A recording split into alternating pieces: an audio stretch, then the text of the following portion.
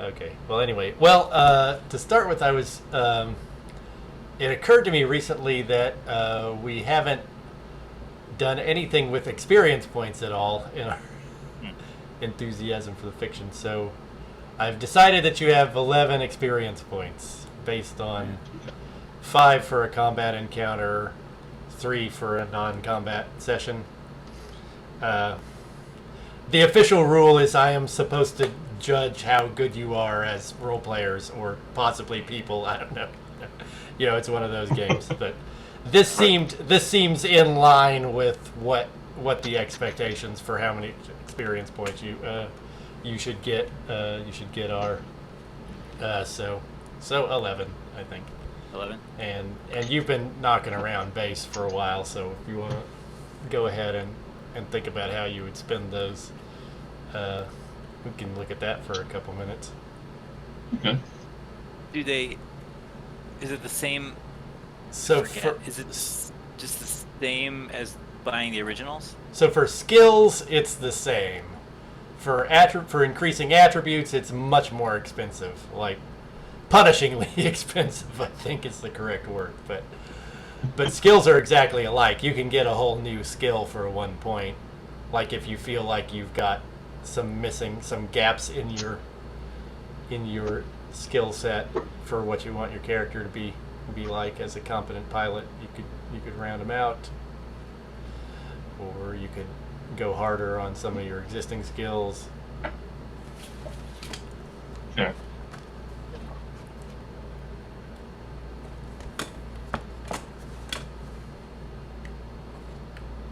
But take a look at that for a couple minutes, so you can be going into what we do tonight with upgraded capabilities. So yeah, I improved combat sense to 2, leadership to 2, and then added human perception at 1. Okay. Can I go from, if I have enough points, can I go from not knowing to level 2, or should I just go to level 1 and something? I mean, I'm fine with not knowing to level 2. Like, what are you thinking? Well, eventually I want to get heavy gear architecture, because that's a very useful skill. Oh, okay. But I need mechanics and electronics at level 2 to do that. Okay. Yeah, I mean, I think we can. Honestly, we can assume that you already, your character already knew how to do it, but it just hasn't come up in the game, right? Like.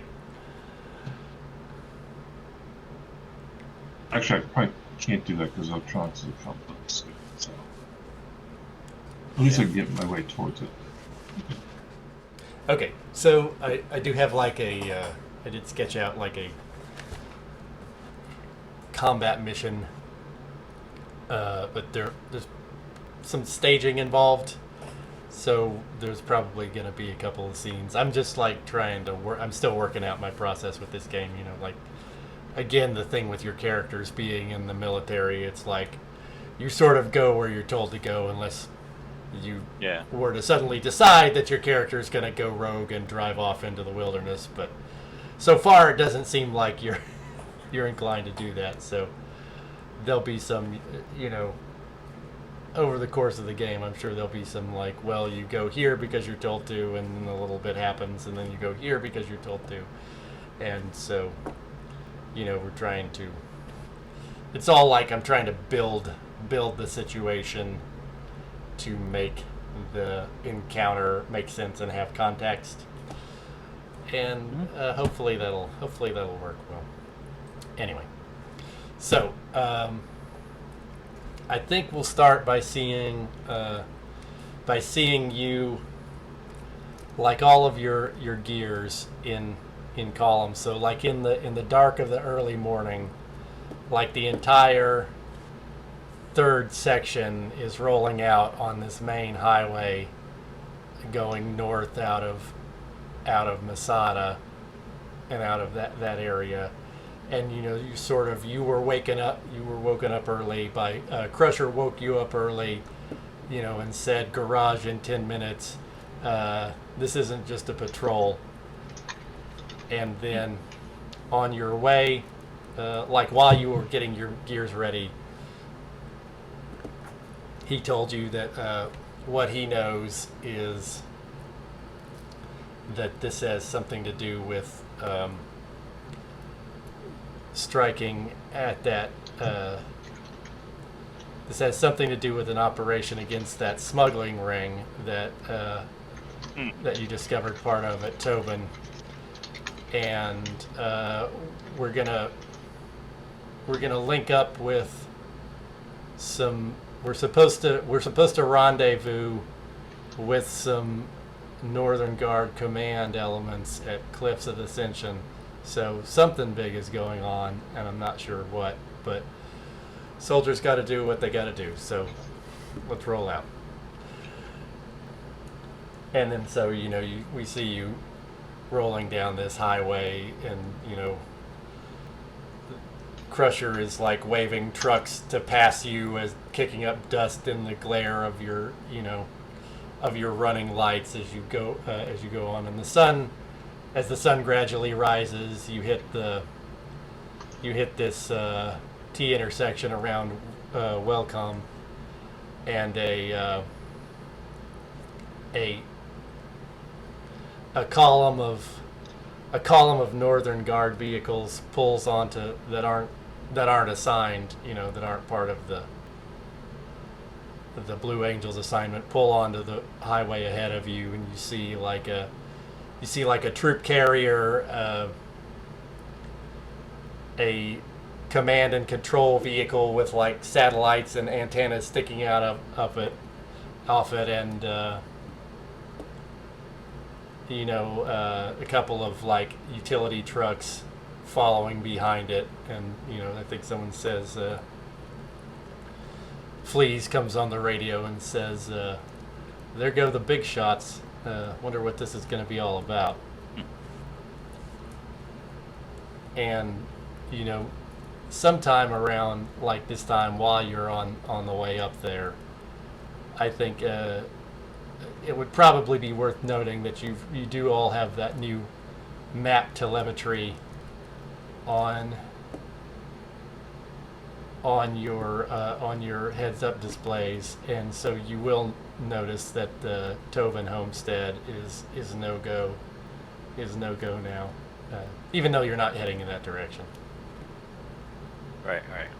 Okay.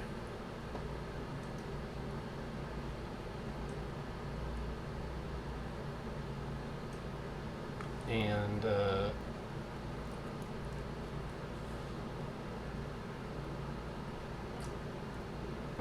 so you will keep going until you get to the Cliffs of Ascension Monastery, which is much like the other one I've described. And the command vehicles, like the command caravan or train, whatever you call it, is parked outside, and so you all sort of line up your gears around it, and hop out. And you're greeted by so there's a woman wearing, like everyone here is wearing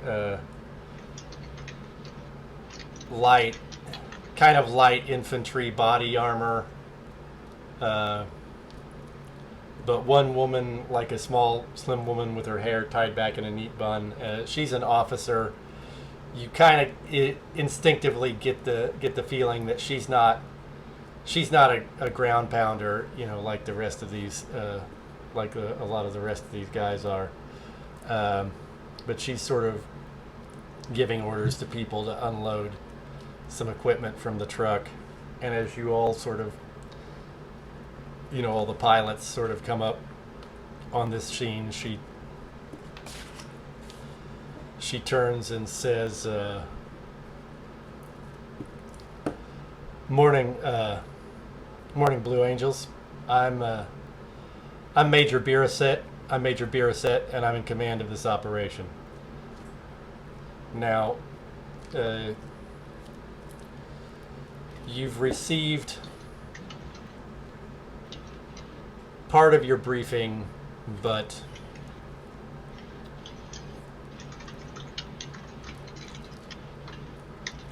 there's an additional factor in play. We do have intelligence as to several plausible locations for the Ring of Smugglers, for a depot, the main contraband depot for the Ring of Smugglers you contacted in Tobin. We are going to explore those. We're going to, no, what you said, we're going to reconnoiter those sites, and if we make contact, we will engage, seize or destroy contraband if possible, take as many prisoners as possible. What would she tell you?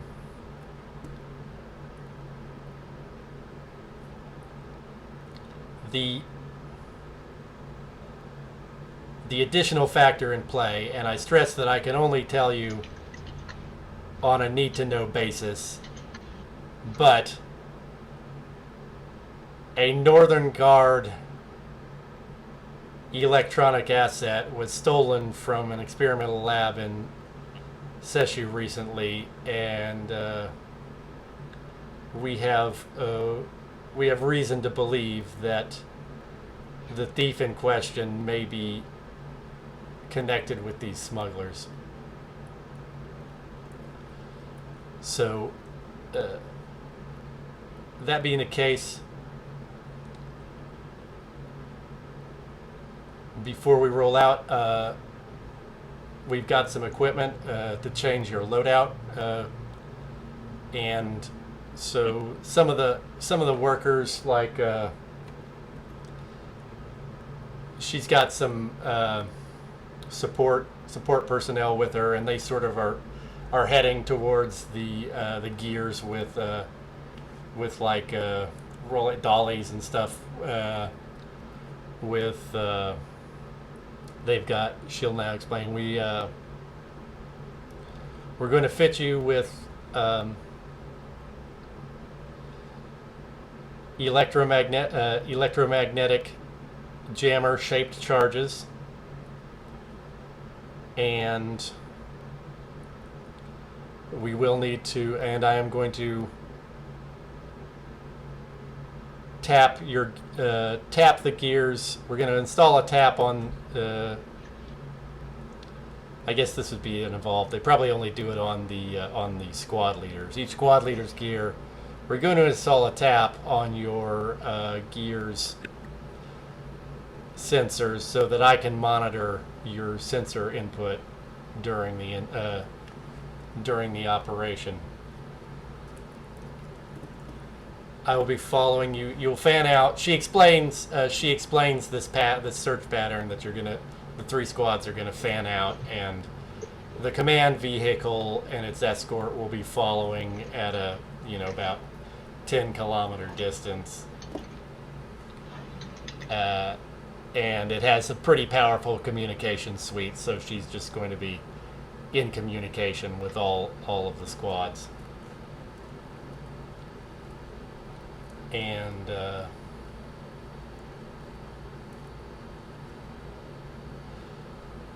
so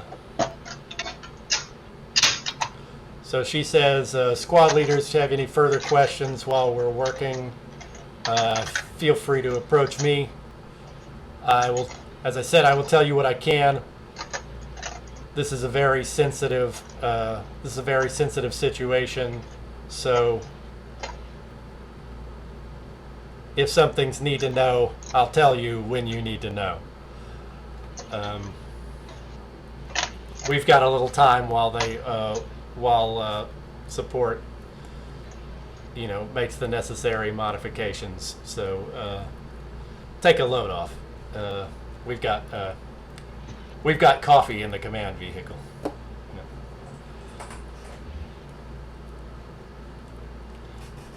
So Chalk will figure aside and say, if you wouldn't mind asking her if there's any, if she thinks that any of these changes are going to affect the gears themselves in terms of the performance. I'm going to go check out what they're putting in. As long as you're okay with that, I'm going to go check out what they're putting on our gears. Good. That's good thinking, Chalk. I'm a little worried too about kind of any last-minute additions, but I'm sure they've got good reasons. But I'll double check with the major. I had something I wanted to touch base to talk to her about too. So I'll kind of give a look to my guys or the squad and say, like, just everyone keep an eye on your gears. This isn't. I'll say, like, I'm sure these techs know what they're doing, but like they're not the ones who usually work on these gears. So you probably know them better than these techs will. So, keep an eye on them. And then I'll go talk to. I'll see if I can have an audience with the Major Barrowset. Okay. So you can sort of. She's sitting by, the back of the command vehicle is sort of opened up, and there's like a little. Inside, you go up some little steps and sort of duck your head and grab a cup of coffee, and she's sitting there next to this little coffee maker that's built into the wall of the command vehicle, along with all of the sensitive, control equipment. Luxurious. Anyway, and I have to get one of those for the gear. Yeah, that's right. She says, Ranger, go ahead and make a notice roll, actually. Notice. Just 4 is fine. Okay. So I got a 5. Okay. +1, 5. Okay, you pass your eyes over the interior of the vehicle, and you've actually seen, the insides of command vehicles at some point, and this is like a way more, like what would be a detail that would strike your eye? Like they're just like computer screens. You catch glimpses of computer screens, like monitoring like news feeds from different like cities, and just like all of this sort of stuff this intel analysis. Anyway, the point I'm trying to make is you can deduce that Major Barrowset is an intelligence officer. Like not part of the regular guard. A spy, in short. Yeah. Yeah. So I'll say, Major, I did have a question. If you had a moment. Okay. She says, "Fire away, Ranger." I said, given that it seems that whatever these smugglers took is pretty valuable, and if they know it's valuable, what does the it sounds like they'll want to keep hold of it pretty tightly. What is the intel we have on the forces they might have in the field to guard against someone taking it back? She says,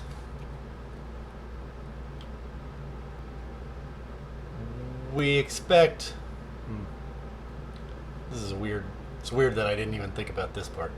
It's like, is there oppo research? She says, "We expect the standard." I'm actually going to make a roll for her to see how accurate her knowledge is here. She's pretty good at this. Oh, that's a good roll. All right.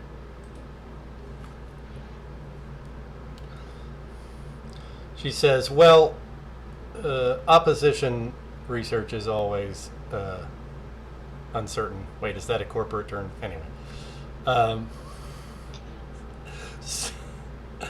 sorry, guys. I just like get into these cycles in my head where I'm like, am I correctly characterizing this character?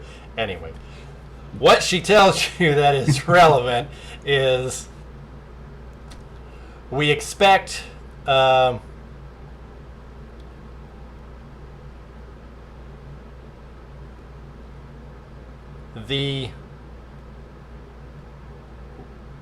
electronic warfare weapon is installed in a hunter, otherwise standard spec. We expect several other gears, probably Jaegers, which have been, as you know, decommissioned Jaegers have been filtering through this area for quite some time. And it's quite a job to run them all down, but probably an understrength squadron of Jaegers is what you'll be looking at. There may also be irregulars with a anti-gear rifle or two in the field. Watch out for the usual traps.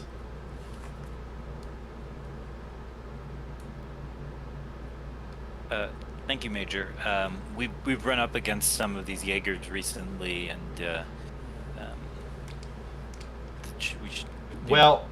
we should be able to deal with anything they send at us. All right.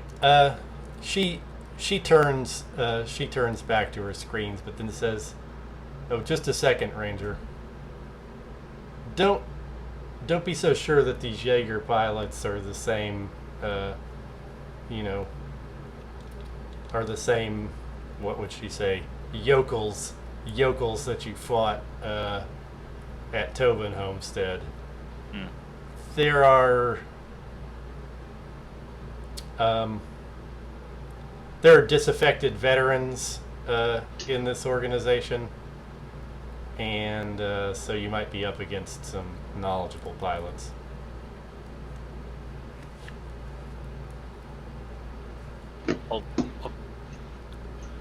I won't get complacent, Major. And just one last thing, some of my squad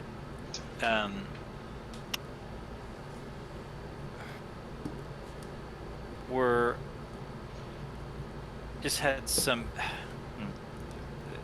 of my squad had some questions about how well some of the new equipment that you're putting on is going to work with their gears. It's all been field tested, hasn't it?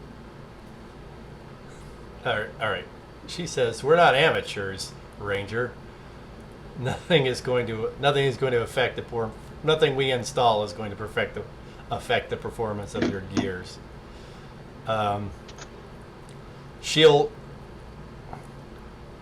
She'll give you some technical specs. So the EMT shaped charges are just an addition to your grenade loadout.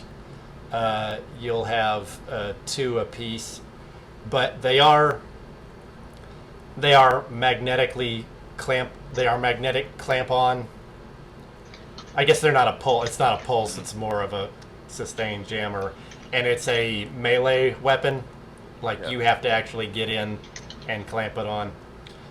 She describes that. She describes that operation to you, and then she describes the tap into your sensor feed. She describes it with some technical language that I suspect is over your head, but if you want to try a roll with zero dice. Like the 0 dice is take 2 and take the lower. Is that? Yeah, that's correct. That? So 3. I got a 3. So. Okay. Over my head. Yeah, I would say over your head. But the gist of it is she's telling you that she needs to be able to monitor your she says she needs to be able to monitor your sensors in order to direct high priority, in order to identify high priorities for action. So that's the explanation you get.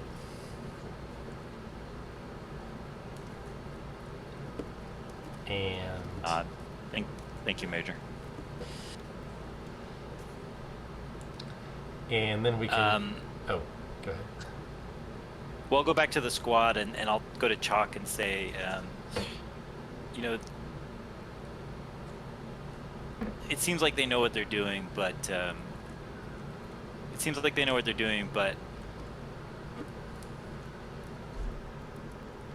she didn't earn that rank by. She didn't earn that rank in the field, so let's,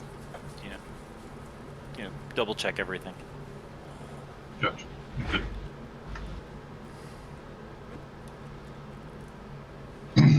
Have I ever heard of these EMP charges before? I would think you would probably heard of them. You've probably heard of similar weapons. They're normally used for highly specialized commando operations.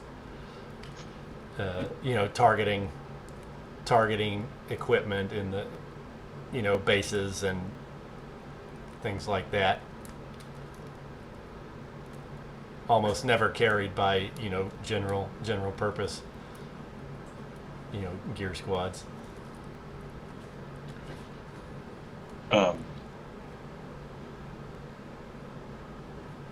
Are these a newer model, or are these ones that have been? This is like the Sidewinder of. Oh, okay. of Yeah. these things. Yeah. No, it's a pretty. It's a specialized but otherwise standard weapon, I would say. So after, so as long as they don't pose any threat, they're basically just loading these into the grenade launcher as an option, right? Right. Well, it's not in the launcher. It's like carried on a side mount, Okay. like on the side of Gotcha. the hip of the gear. And as I was telling John earlier, it is a melee weapon. So you go up and like stick it on the enemy gear while it's trying to fight you. Okay. And once they're done with the tap on Pika's gear, I would like to take a look at that. Okay.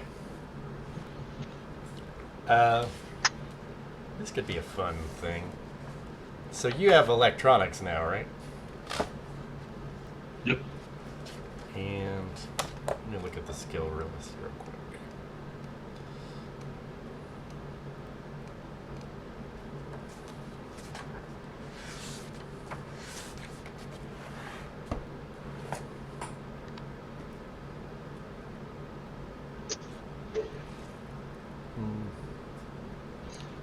Well, I don't think there's any need to make a bigger deal out of it than that. All right.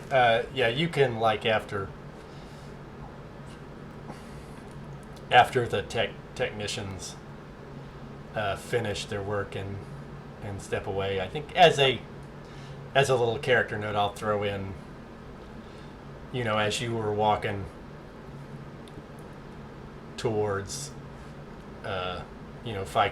Fika's gear to check it out, Dusty's passing you by and says, "Man, those guys are some real cold fish."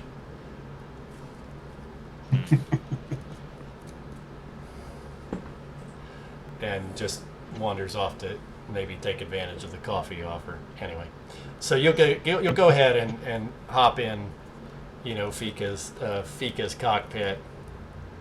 Is it Fika or Fika? It's Fika. You hop in. Fika, yeah. Fika. You hop in Ficus's cockpit, and I'm just kidding. And you notice they've put like a little they've basically the equipment, like in terms of what it looks like in there. Like so the gears have like a little dome-like head with little sensors in it, right? And those connect to cables, come from there and dangle down to your helmet. You put it on, and you've also got exterior panels just for extra coolness, where you can access information outside of the HUD, or if the HUD goes down, you have other options. Anyway, the point being is they've sort of done the thing where like it's almost like they've put a dongle in where like you pull the cable out, put in a dongle, put the cable back in, and the dongle also has like a little antenna and little flashing pilot light indicating that it's picking up signal for somewhere. And you can roll electronics. You can sort of power up the interior electronics and see what's going on.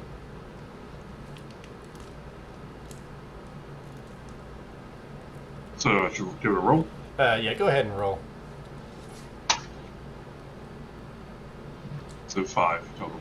Okay. So, the interesting thing is you test the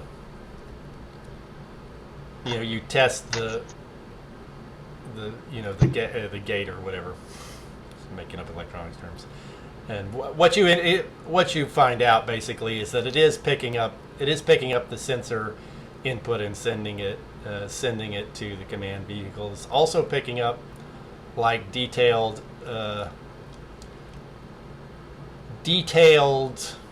diagnostics on all of the gear systems, and it's also picking up the pilot diagnostics that check heart rate and body heat and shit like that that's in these gears, and it's sending all of that to the command vehicle. Interesting. I will power it down. Okay. And I'll get out. I guess before I do that, I will check the gears AI and see if there's any irregularities that have popped up with this. There shouldn't be, but I'm going to take a look anyway. Yeah, you can go ahead and make another roll. Okay. 5. Okay. No, you don't see any irregularities. The AI has sort of noted the permissions and accepted the information transfer. It seems all legit. You're pretty confident. You're pretty confident that there's not anything going on there. I will get out of the gear, and I will make sure that's all shut down. And I will walk away from the gear for a moment. Okay. So they'll be able to monitor your sensors, the gear systems, but also your diagnostics as well, your health, heart rate. Not to put a too fine a point on it, but when people lie and disseminate, their physical characteristics change. So I guess just be careful. No, they're definitely putting they're wanting to keep us all on a shorter leash this time. Yeah, I think so. I guess they weren't. My guess would be they weren't happy about what I didn't do at Tobin. Maybe. Or somebody wasn't happy. But, you're still in charge of your squad, so they're not entirely unhappy. They probably just want to make sure that everybody follows the line. Kind of nod. Also, we should all be very careful with these doodads, and should tap one of the ones on somebody's gear. Right. let's not get too close to each other with them. Quite a good idea. And let's not lose any.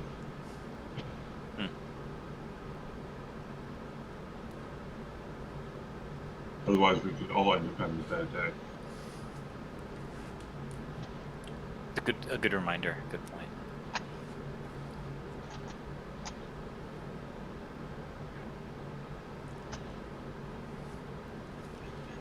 All right. Okay, so if that's it probably wraps up this little scene at the monastery. Yeah. I'm assuming, and so let me look at some NPCs real quick.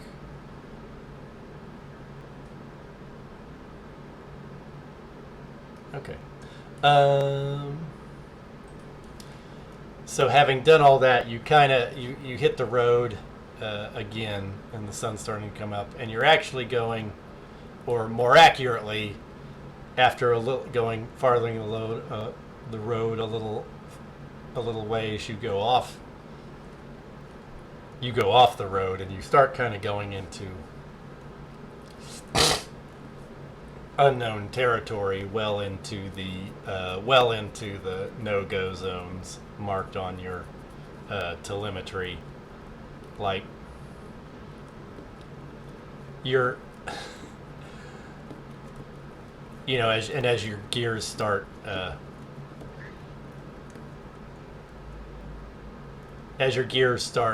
flashing over the general channel, you hear the little warning lights start flashing over the general channel. You hear Crusher say, Major, we're not supposed to be out here. And then, like, the alarms, your little flashing no-go alarms, like, all stop. And the Major says, no problem, fixed. Mm-hmm. And you go deeper and deeper into... as you go deeper into... the wilderness, you start to see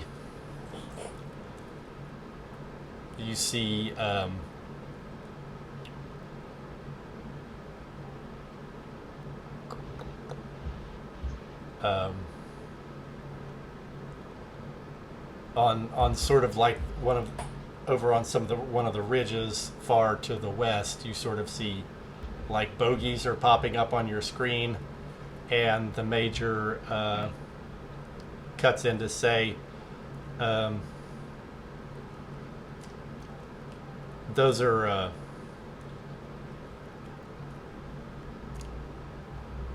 PRDF. We may pick up some observers on this mission. That's expected, and don't panic about that. Our intel is that they will not interfere.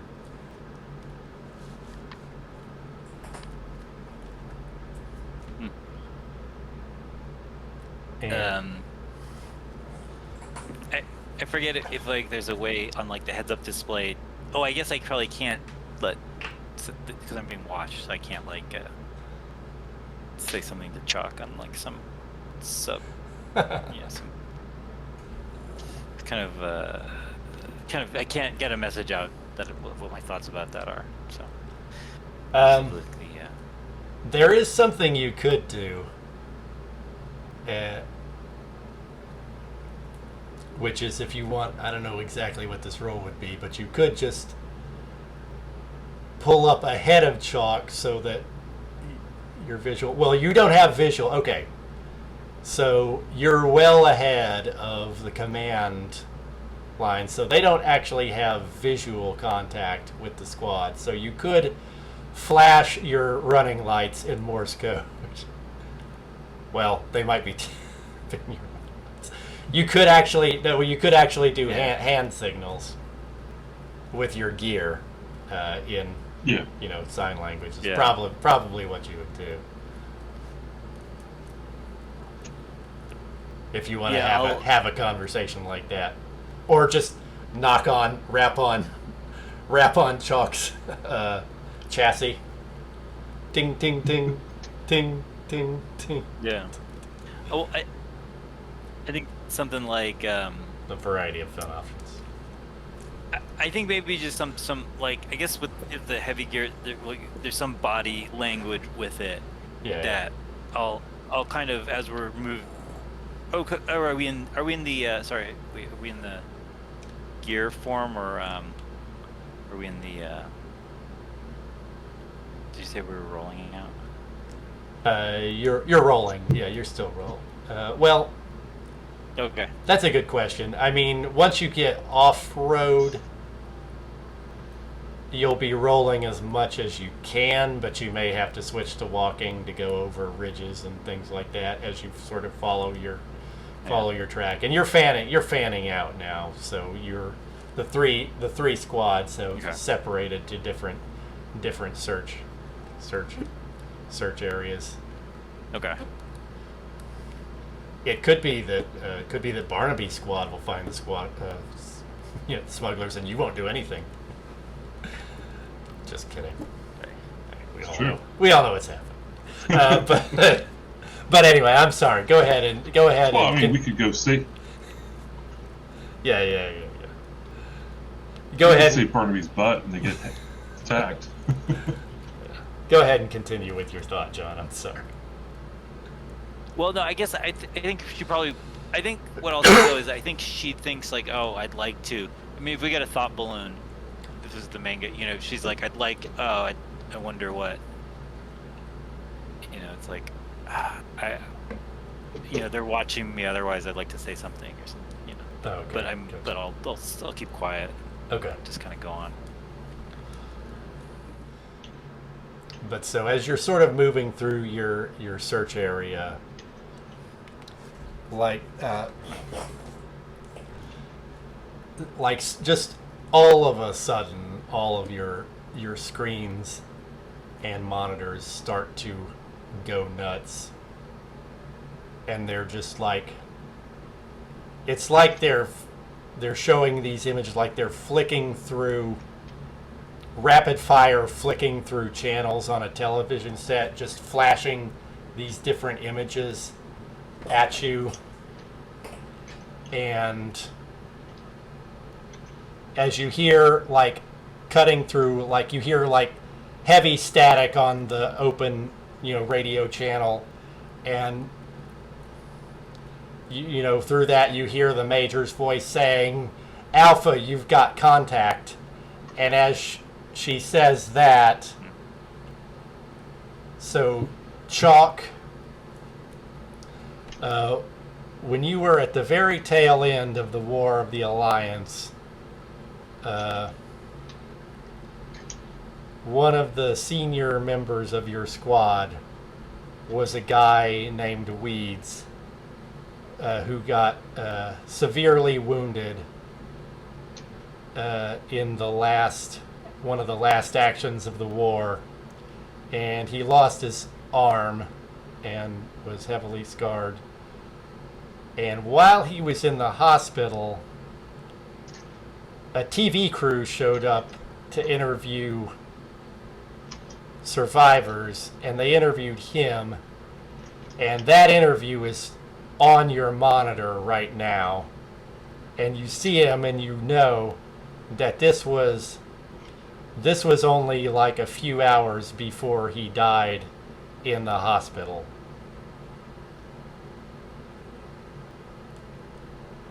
And then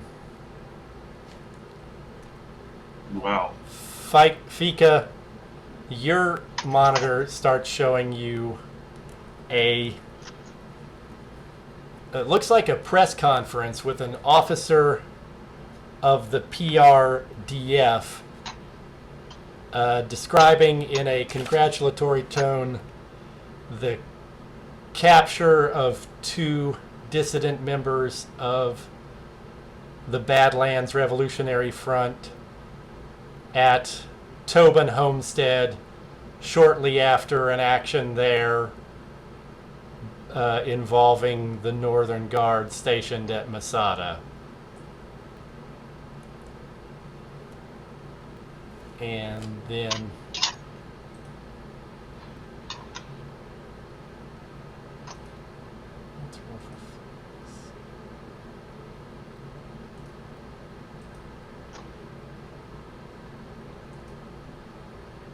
and then over the, through the static, you hear, Flea's just yelling, what the fuck is this? What the fuck is this shit? And, Dusty is saying, what's going on? What are you seeing?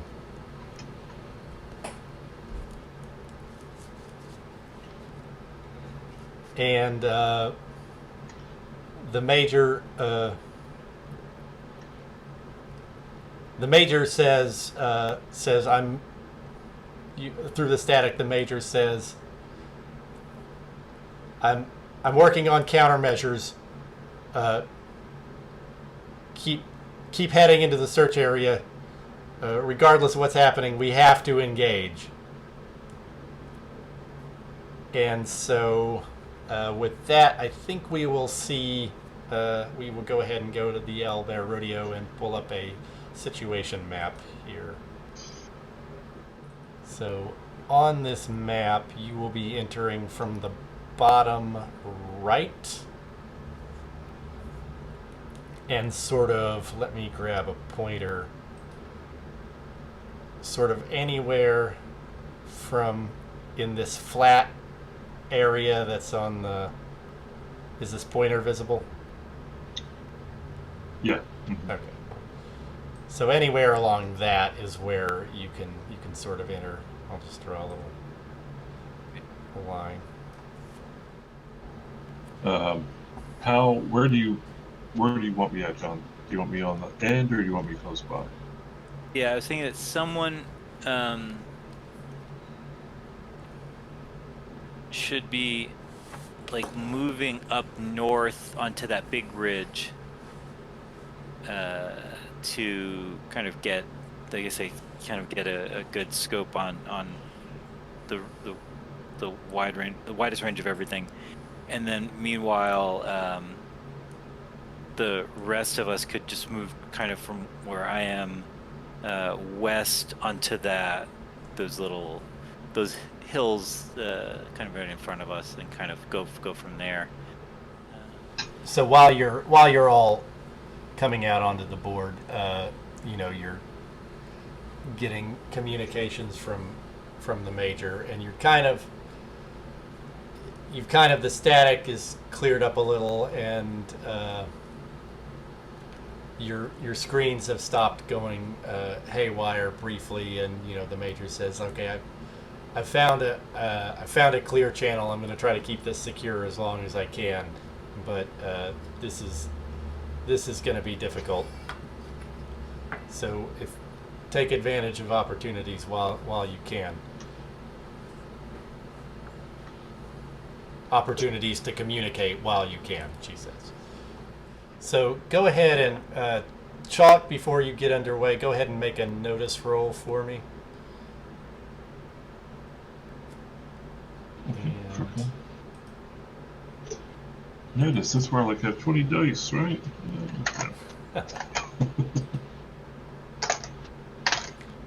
Oh, 7 total.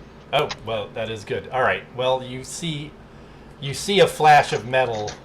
You see a flash of the sun glinting off metal up on the ridge where you're targeting, and that's this guy.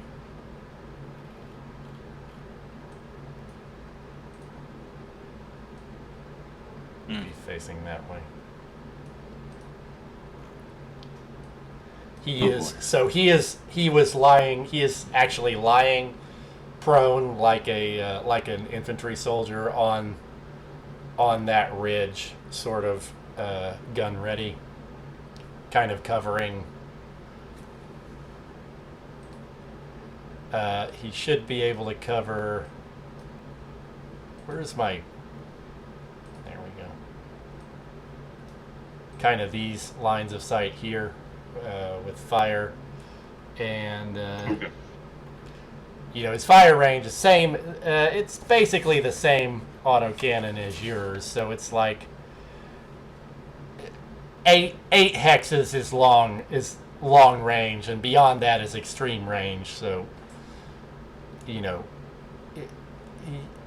where he's at, he doesn't have great shots on you, but just so you know, that's what's happening up there. And your communication environment is clear at the moment, so you can go ahead and let the rest of the squad know that that's what's happening. We have company up on that ridge, and she'll, does her best to send them imagery and line of fire information if she has that. Right. Okay. Yep.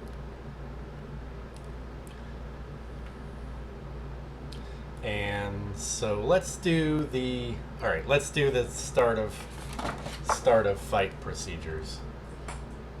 So first we've got, let's remind ourselves of the start of fight procedures. It's been like a month, but we do first have just a leadership role to harvest tactical command. Yeah, there's tactical command I think points. it's a tactics roll at first. There's a tactics roll at first, right? Fight. Yeah. So I'll do my tactics roll. It's 1. So I just got a 2. Not good. Okay, so you have 2. So I've made my tactics roll for them. And then we do the initiative roll, right? For step 1, Yes. declaration phase. Declare it. Extra actions. Yeah, so if we're going to do any extra actions, I don't think so at the moment. And the individual evasive maneuvers, I think that's a specific rule where if you do evasive maneuvers, you don't attack that round. Am I right about that? So, so that's an option for. That's actually a good option to know for just rounds where you just want to move. Yep. So you could actually do that now if you're just trying to move to position. Oh, good point. I will definitely declare evasive. Okay. Because I'm not really in position yet where I want to jump into the electronic warfare mess. So that's going to happen. Okay. And anyway, so initiative. All right. Commander's leadership. Leadership. That's 2 dice. So I got a 4. Okay, I have a 5. And so that will give me a net 1.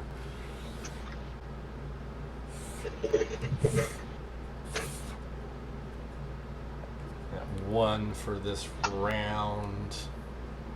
And I will go ahead and decide. I'll decide to have you guys go first. Yeah.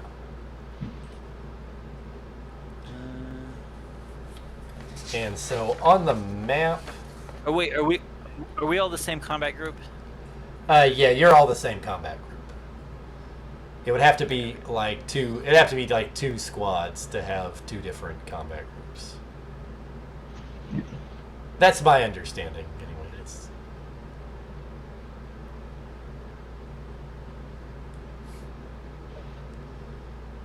So you guys go ahead and move your dudes in whatever order you choose. We're in our gear mode. Okay. Yeah. Okay. So I would say you came in, since this is on flat ground, you would have come in rolling mode. And just as a thought about the terrain, all of the flat ground and these valley beds would be traversable in rolling mode, but any of the like mountainous rough stuff you have to walk. And the official rules on switching, you can switch modes in the middle of your move, and you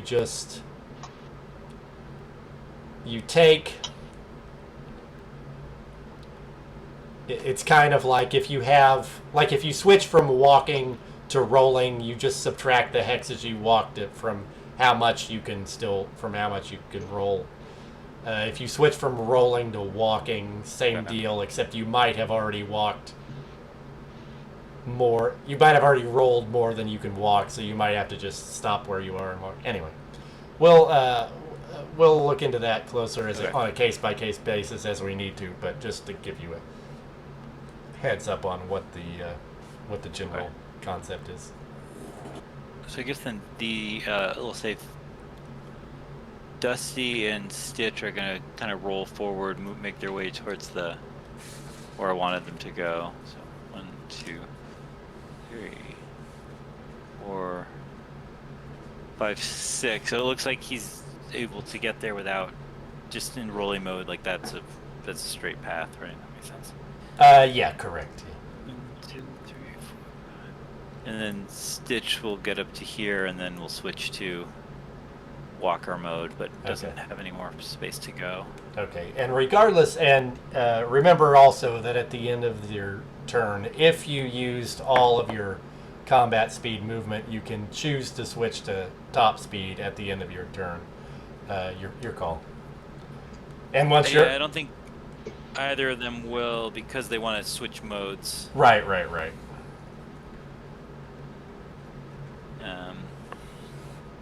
Let's pick 1, 2, 3,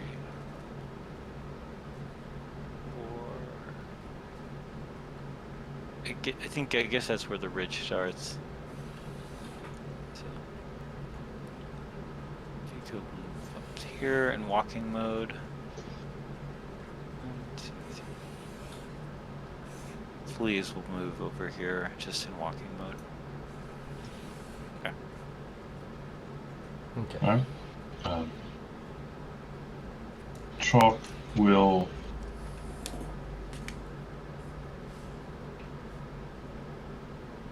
use all her walking Okay. to get there. Okay. And switch to top speed or stay combat speed. Oh yeah, I was definitely going top speed. Okay. Okay, gotcha. So you're in top. All right. And so you've all 2, 3, 4, 5, 6, 7, 8, 9. I think he'll take a pass on taking that shot since you're just out of long range. You're at extreme range. Let's see. So they've only seen. So he's seen the squad. What does he want to do about that? Run away. It's barely ever matched. Yeah. Well.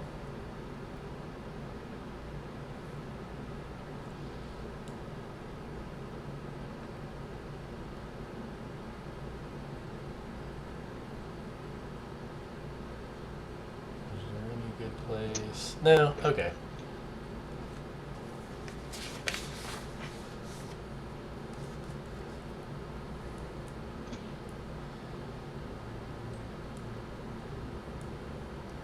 He's gonna back off the ridge and go dark. Now you can use I think you can use sensors to pick him, the active sensors to try to pick up where he went off to, since you know where he is, but or you have a location, but that would be an action, and it'll also depend on what the electronic warfare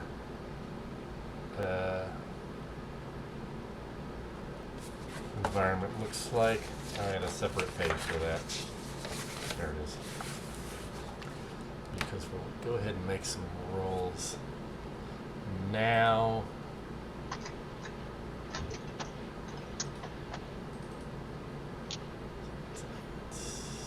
And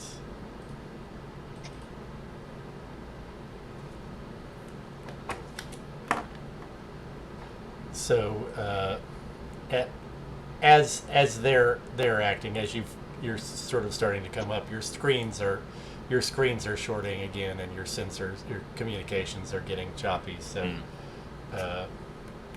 potentially for the coming round, you'll have some problems communicating with each other. So your NPCs will probably do their last known. Well, you can communicate. You can communicate by hand, so you can send simple orders that way, but it's less precise and less effective. Let's say. Chalk, but I think Chalk, you've actually gotten far enough to see down this. Actually, I tell you what, yeah, you probably are visual to this hunter that was waiting down at the mouth of these couple of valleys, and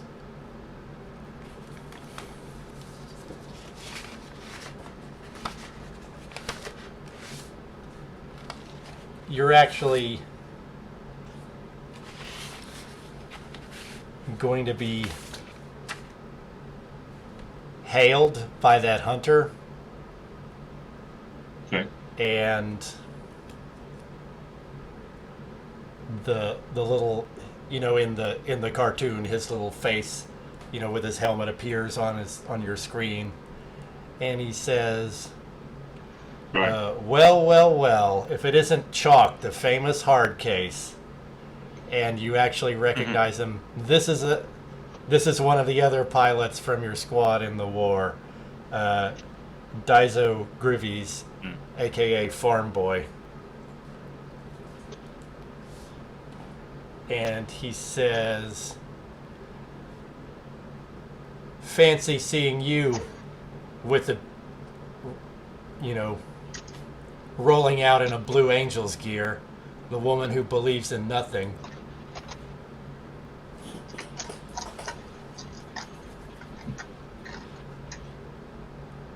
I believe in kicking the ass of little shitheads like you, Farm Boy.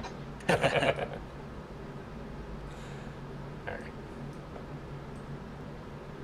He's gonna move like... he's gonna keep his facing like that. Alright.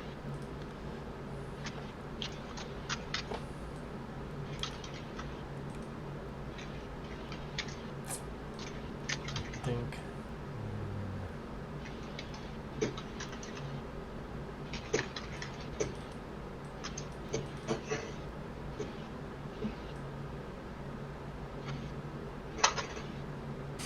I see you've simulated your heads-up display with a little note. Yep. All right. Is that okay? Yeah, that's fine. I like it. Jane will. All right. I think that's the round. No one is in range to take a decent shot. So. Yeah. So we'll go to round 2. Map may be needlessly big. Let's see. It's hard to know how much room you need. Go ahead and do your initiative. Okay, so let's say I rolled 2 6s. Okay, so that's a 7 plus. Do you have a bonus? Plus 1. So 8. Yeah, so 8. So you're up by 3. So you'll have 3 initiative command points for this round only.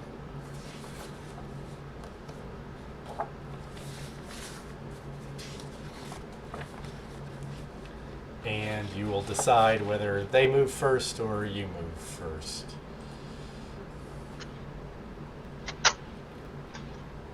Okay, additional regular action. So I'll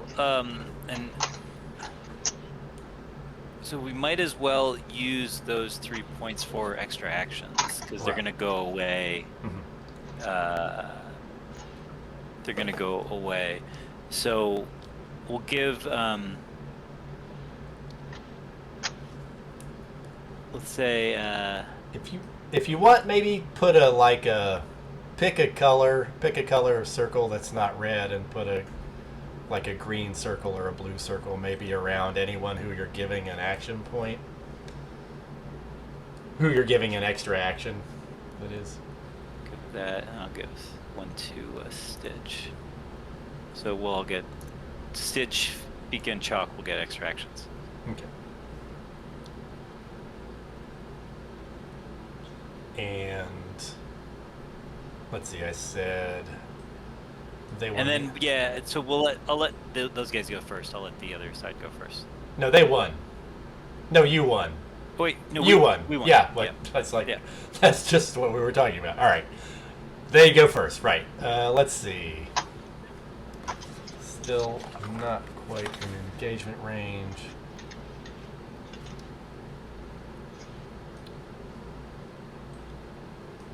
So the hunter is going to move.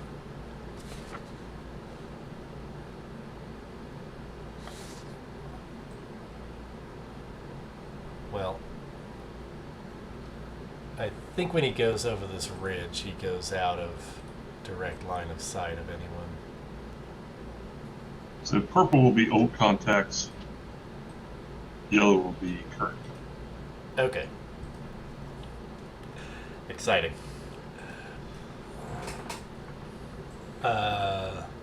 And they have finished. They have finished their thing. So sorry, your moves is what I'm saying. They just moved. Okay. Let's see here. Oh wait, I have one more piece to move. It's not going to affect you. Sorry, and if we're walking up the hill, what's the movement point cost for that? If you're walking up the hill, okay. So when you're walking, so if you're walking, everything is just 1.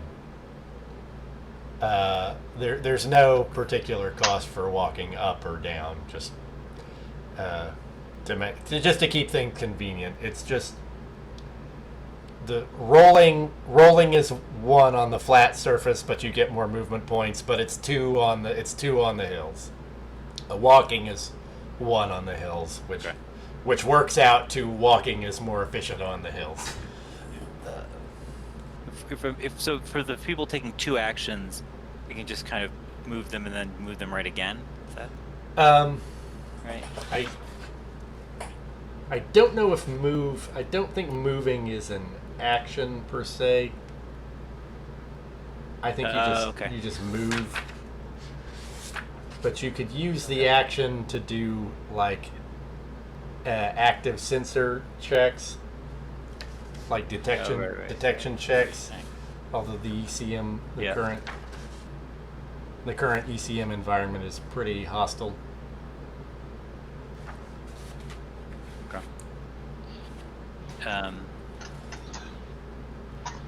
Well, if you wanted, since I have electronic warfare, you want me to try and bust that back a little bit? Yeah. I have 2 actions. Okay. Yeah. That makes sense. Okay. So if I'm switching back to combat speed, I still have to from 7 to I still have to move my combat speed, right? Right. Let's see. What did you decide at last? So last round you were at top speed, and you switched down to combat speed. Wait, did you? I forget. Did you decide to switch down to combat speed last round? No, I didn't. No. Okay. So you're still at top speed. So you have to go minimum combat speed. Minimum max. Okay. Does it make sense what I'm saying? If you're walking, you have to go at top speed. You have to go a minimum of 4 spaces, and then you can decide to switch back down to combat speed.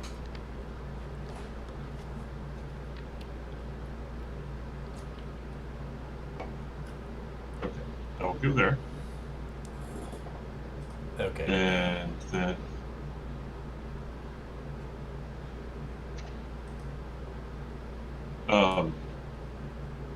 can we use, so if we want to use like point of experience for an emergency die?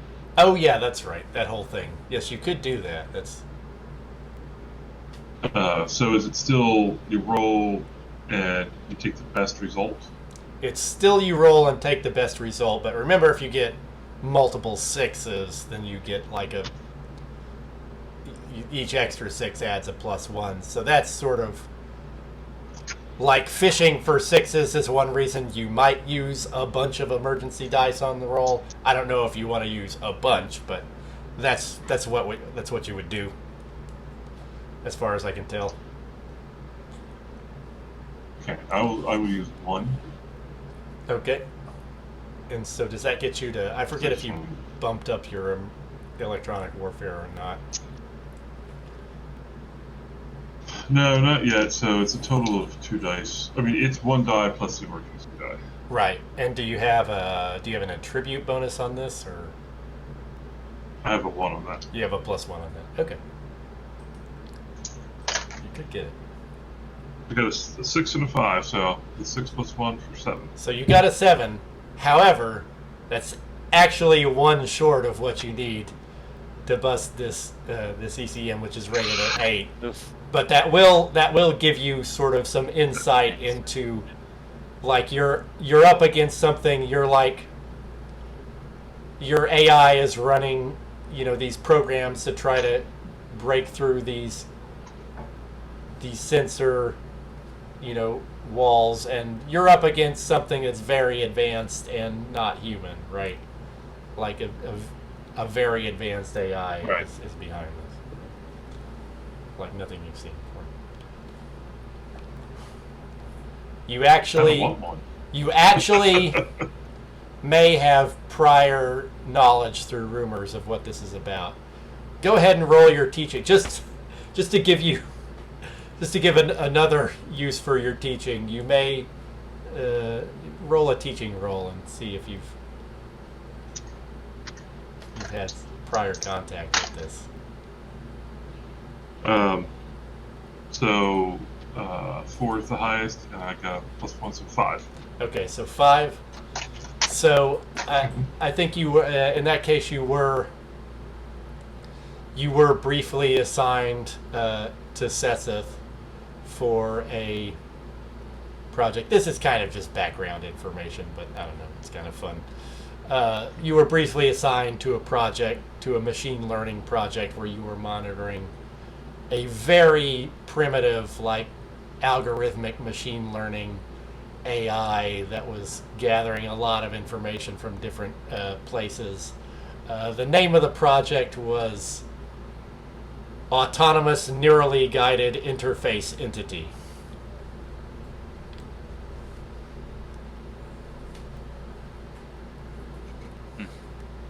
Okay, John just got it. Angie. After somebody's girlfriend. Yeah. All right.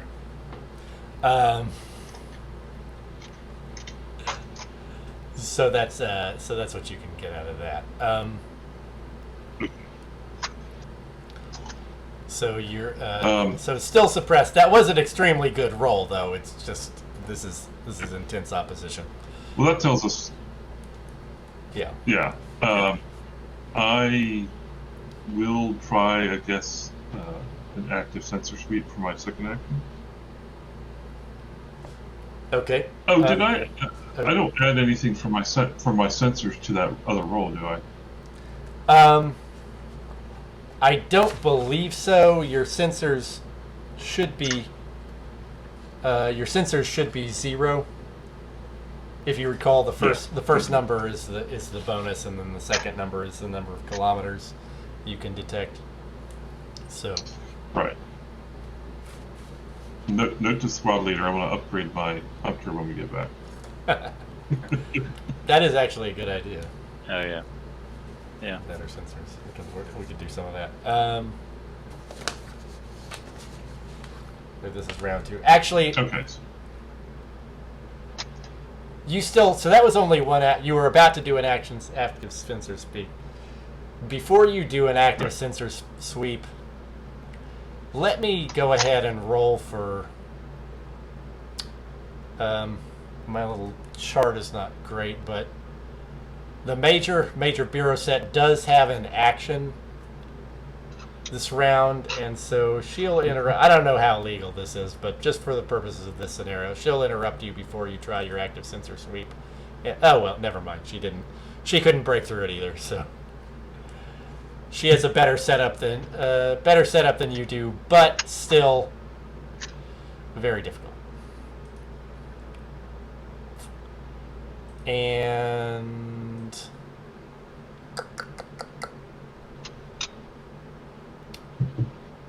but you had them go first, right? I may have done something wrong. I should have re-rolled the ECM for this round.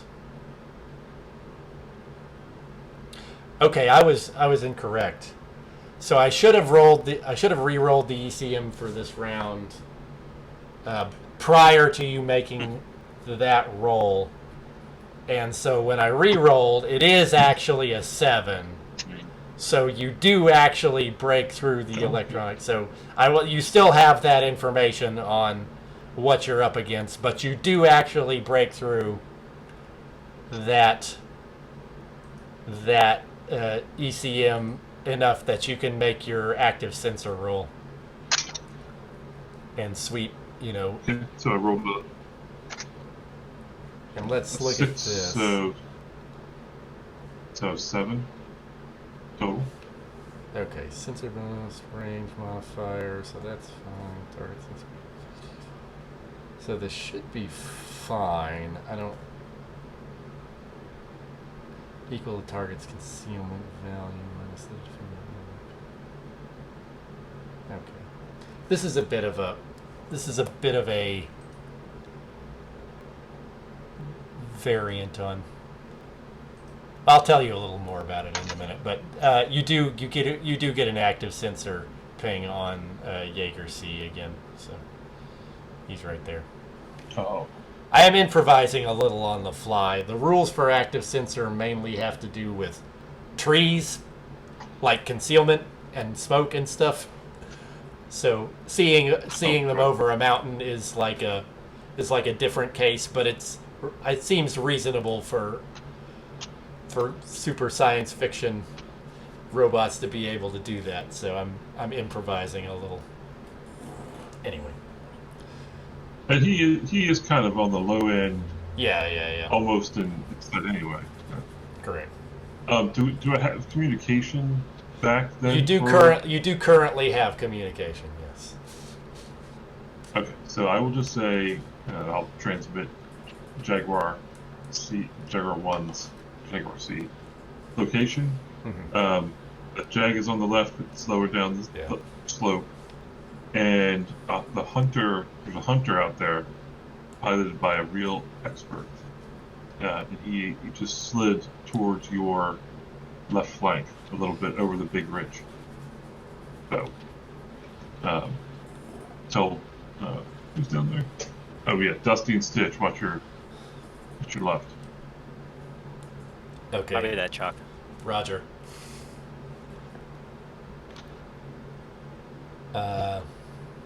Is there anything else? Oh yeah, they're actually, it is Jaeger, which the only reason I would make a fuss is because confusingly there's actually a northern gear called a Jaguar. Oh. So it's sort of set up to cause confusion, but it is a Jaeger, right. Yeah, these are Jaegers. And so so that was Chalk. John, did you move any of the other guys? Were you working on the other guys while Chalk was doing all that stuff, or? Yeah, I moved all the guys. We didn't even take any actions. Does it make sense for us all to do sensor sweeps then? Yes. You should be able to do sensor sweeps and try to detect exact positions on that side of the ridge. You're getting close to having visual contact But with it and- anyway, but you don't right now. But you can do sensor sweeps. And I'm gonna go ahead and And then what? Sorry, what's the skill for sensor sweeps? that is electronic warfare, which I mean for most of these guys it's Okay, 0, so I don't so it's 2 dice. Take the None of lowest. us have it. lowest. Yeah. But the threshold, I have to kind of arbitrarily choose a threshold in this situation. I would say it's probably 4. So it's doable if you just Okay. want to take the shots. Based on So I think it's reasonable. Based on Chalk's We don't have any description of other the last actions one. at the moment. yeah. Yeah. Just take I'll be right We back. don't- no problem. Take sweep actions for Dusty and Stitch at least, I think. Okay. So 2 1s for Dusty. So that's not Okay. great. And then a 1 and a 5, so a 1 for Stitch. So Okay. one's all around. Okay, so that's fair. Okay, so they've got nothing. Yeah, that's fine.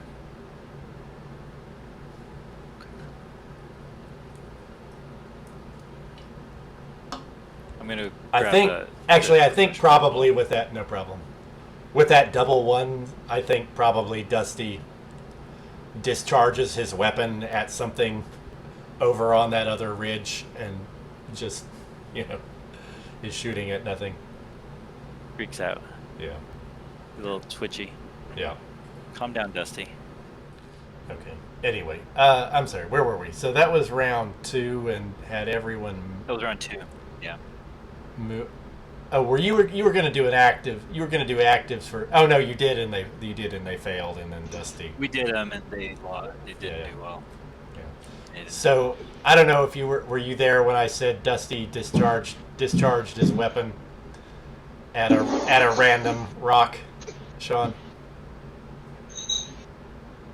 Mm-mm. Okay, yeah, he got a fumble on an active sensor test, and it's not a high stakes thing necessarily, but I thought the fumble rule should be honored in some way, so I had him sort of freak out and shoot at something random that he thought he saw. But we can go into round 3.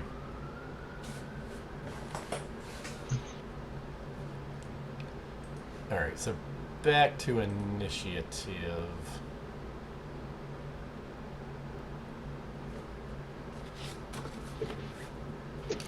So we got a 6. Okay, I have a 4, so you're up by 2. 2.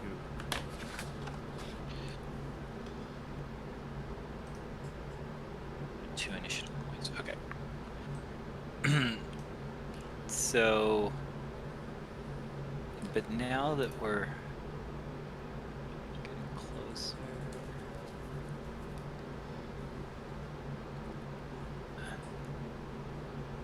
Just go. Commit points. Okay. So we can use additional regular action.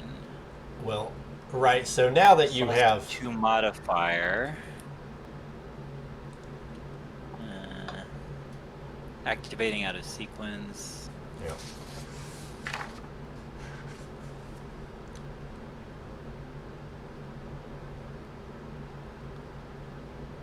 So, I don't know, Sean. I think it still makes sense to use those for extra actions at the moment.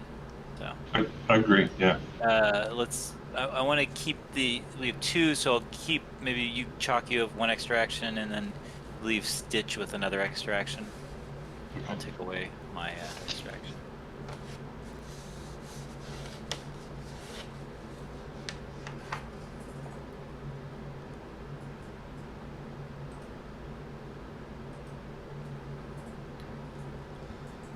I forgot to make notes of the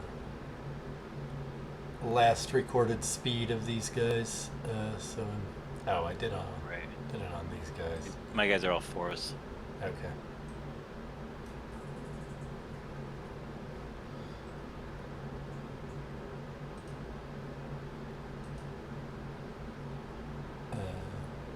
Yeah, just let me know when you. I can't remember if you told me already whether you're going first or they're going first. They can go first. Okay.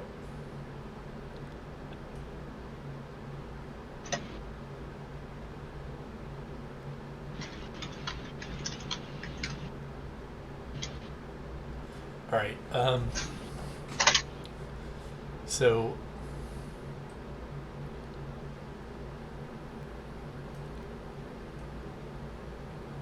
Chalk, you hear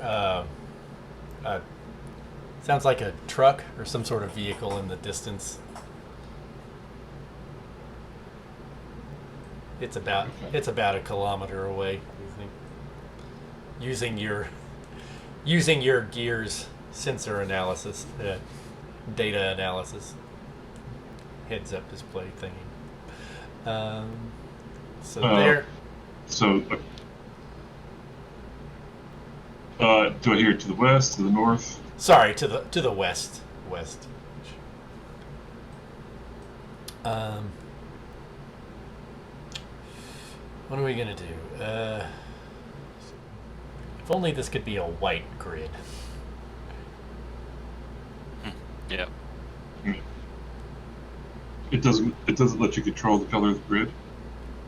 Not as far as I know. Okay, he's gonna break the ridge, moving forward and take a shot at Chalk. Now, since he's on the move, you do get a shot at him first at long range. It's not great odds, but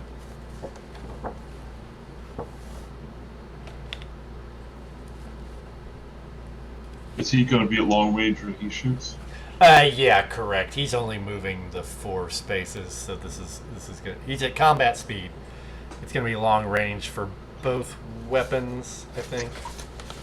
I'm assuming I'm talking about the autocannon. Obviously, you'd be extreme range and an accuracy penalty for the rockets.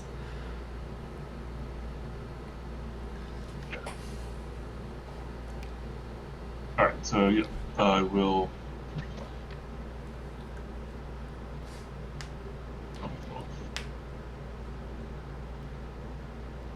Yeah, I will take my shot, actually. Okay. I have gunnery of 2. I have a +1 attribute.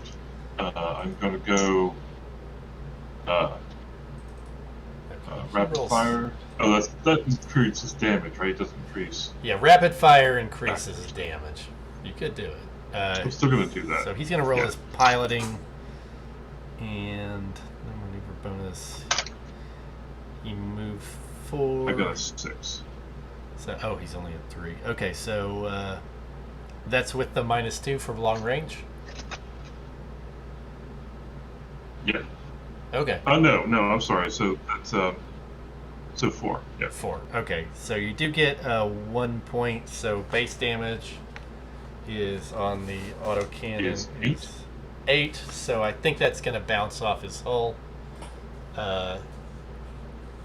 Oh, I guess +2 still, so 10. But Oh, because of the rapid fire. Right. Right. or full auto, whatever it is. Okay. So, And he's I don't gonna know that 10 actually makes. he's gonna go difference, so. right.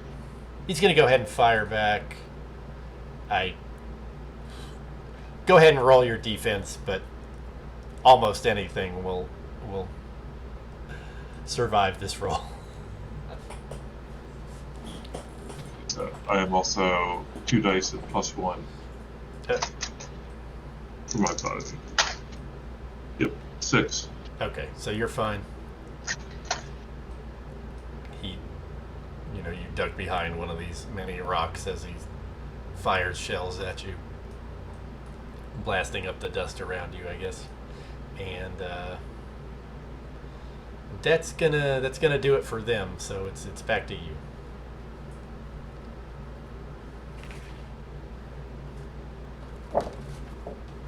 Oh, did you roll this turn for their EW status? Oh, EW. I did not. Thank you for that reminder. That is important.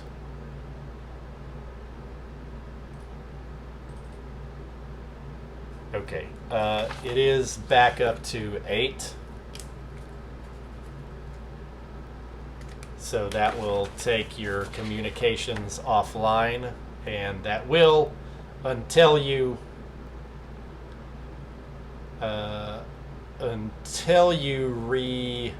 re-establish. Well, let me check for Major Bureau set first. Okay, she didn't get it. Until you reestablish countermeasures, you will not be able to use those command points.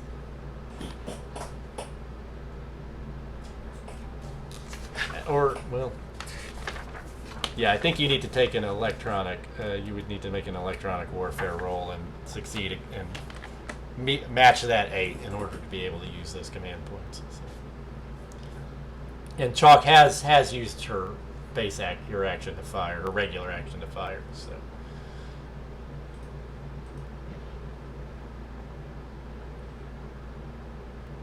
Wait, so well, so we don't get the extra action? Well, Is that... okay. Well, you've got a good point. But the extra actions. Well, maybe I guess the extra actions were already assigned, so maybe you get those, but you can't use the +2 defense or the out of sequence or the turn someone around abilities. Okay. This turn. Makes sense. I guess is how I would rule that. It's not super clear to me. I may investigate that further if I can find some forum resources or something. It's actually a little dicey.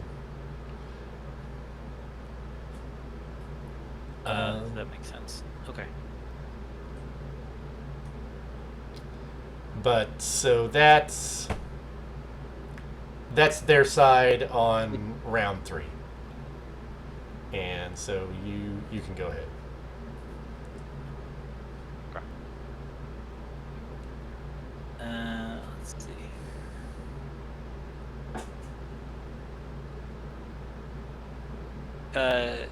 Sean, do you want to? What are you thinking?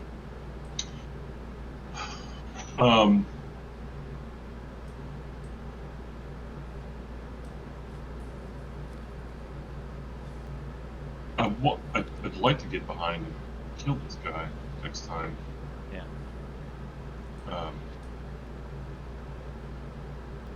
So I'm almost tempted to go back to top speed and get over the. Well, you should be able to get over the ridge this turn. Oh, you want to get into his back hexes, right? Yeah.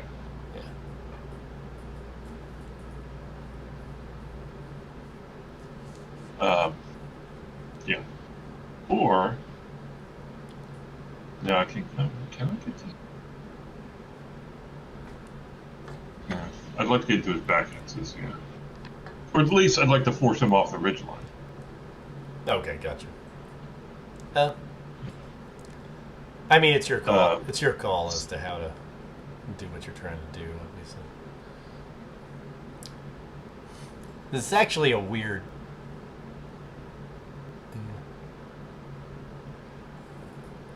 I'm gonna. Before I do it, I'll probably let you know that I was gonna move to the top of the ridge line to get a better view. And do I have that extra action this time? Yeah, I think you do have the extra action, is what we decided for this turn. So my act, or what I'll do is I'm gonna combat move to the top, hopefully not exposing myself too much to fire, and then.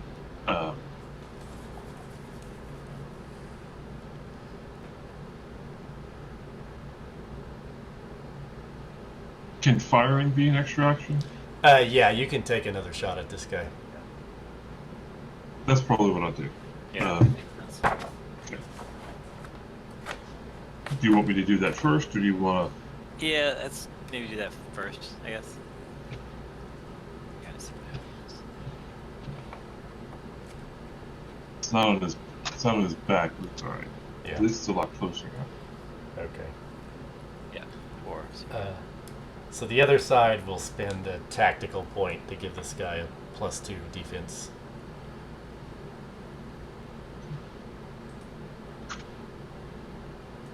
But you are at 1, 2, 3, 4 medium range, so should be no penalty there as far as I know. I always have to look at this chart again. Medium is -1. minus Yeah, you have to get to short to get to. But you're right, so just the -1. No problem. Range. I will also +2. burn through some more ammo to. So I will do the rapid fire again. Okay.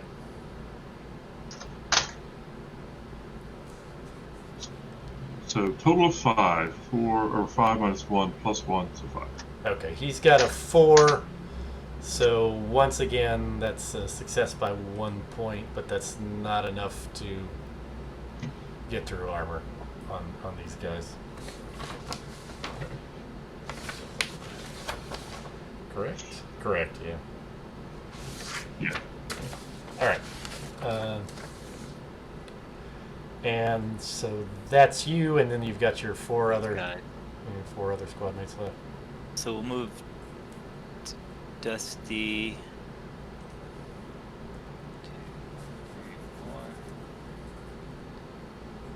Let's see if it draws anyone out. Go ahead and give Dusty a notice roll. Well, his notice would just be 1, probably. Yeah. 4. Okay. 4 is good. He will actually see the hunter sort of using the ridge as cover and covering this valley floor area in front of him. And if I'm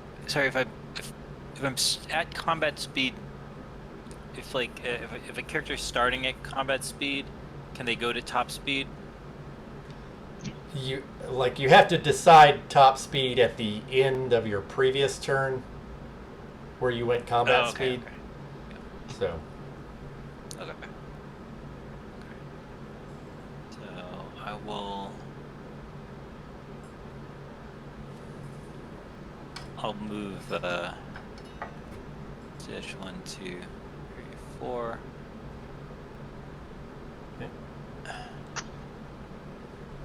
And I'll decide. I'll have both those guys go top speed next turn. Okay. Or wait, no, I'll have Dusty go top speed next turn and keep Okay. Stitch at combat speed. I don't know that it makes too much sense to fire like extreme range at these guys. I mean, it's a pretty unlikely It's like- that. Basically, it'd be a black swan event for you to actually hit, basically. So. Yeah. So I will hold off at the moment since it's all extreme range. Yeah. So the kind of dilemma I face when I'm making these maps is having them be a size where that feels like you're entering, where it feels like it makes sense, but this one it's turned out to be a little too big, I think. You know what I mean? This is a lot of Yeah. movement to contact, which I wasn't necessarily. It's hard to say, because if you had decided to just power rolly wheel through the valley and hope for the best, you would have gotten farther into them, but then you'd be in maybe a worse situation. Like, it makes sense to take the cautious approach, right? So that's something to think about, for me to think about when making these maps in the future. Yeah. Anyway, but for now it is what it is. Has everyone moved? Yeah, I think we're all good. Okay. Let's go back to initiative. Background. So I got a 7. Oh no, sorry, just 6. 6. Okay. That's 6 on 6. Draws are re-rolled, so do it again. Okay. 6 again. Okay, now I've got a 2, so you've got 4 points for this turn. Okay. So close to... And do we have to? So if we can, I guess, assign the.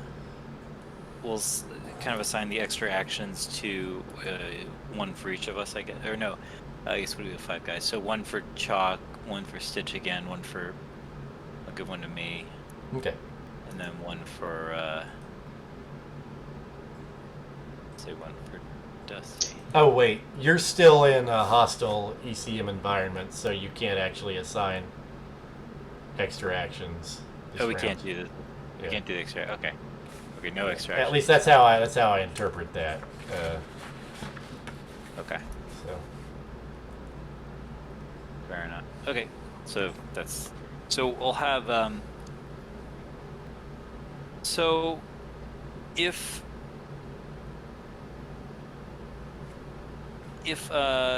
we have them go first, but then see if, Jaeger shoots at Chalk. Chalk gets to shoot first, though, right? so Is that how it works? if Jaeger C were to choose to not move at all, he could just fire on Chalk.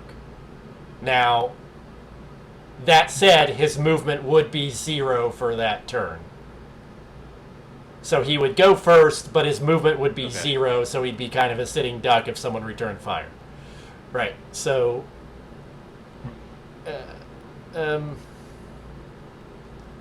that's basically what it is. If he moves to a different position, then Chalk can immediately fire on his movement. That's how I understand how the procedure works.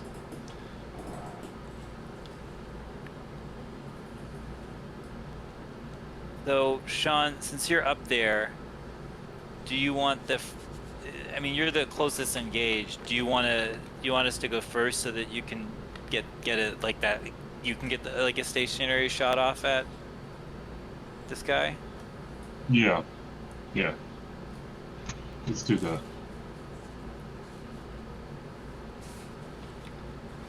And then I can.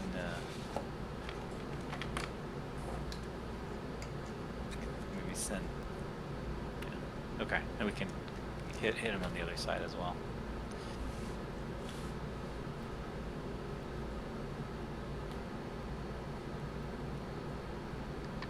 Okay. So I guess we'll go first. Okay. And so, Chalk, you're firing on Jaeger C. And spend another of their tactical points for a defense bonus. You are at medium range, no movement.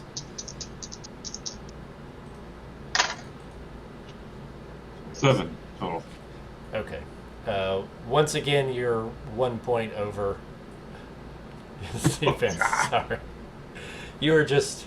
That's okay. You've really done a number on the paint job on this guy. Jaeger, I'll tell you that. This is peppered with dents. But that's your so that's your action. Okay. So I'll draw this guy's fire, I guess. 1, 2, 3, 4. And then I'm 1, 2, 3, 4. I'm 4 away, so is he gonna fire at me? Yeah, he'll go ahead and take that shot. Okay. And, well, so he hasn't... So he was combat speed last time, so but he'll shoot at him. Wait, that's too many dice.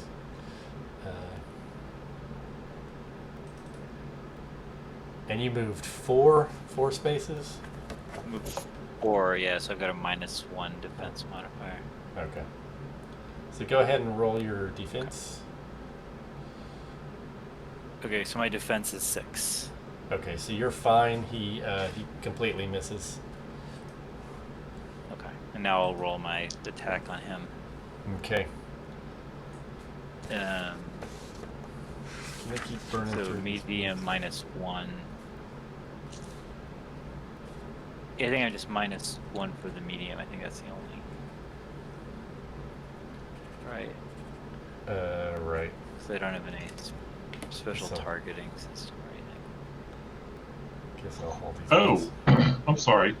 Um, Oh, did you miss I something? get I do get a A tribute bonus? okay, so I did.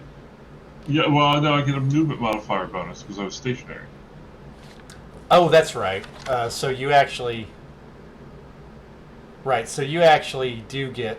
Oh, you got +2. Oh, wow. Oh, that's good. Right. So you... So that's gonna be +3 total. Right. So you actually did... And you used rapid fire again? No, because that No. depletes your ammunition a lot more than I thought it did. Okay. So, Okay, so but so you did yeah, actually just, do 24 on Jaeger C, right? Okay. yes. And so they've got armor 15, so that's going to be light damage, and we get to consult the light damage table, which I believe will.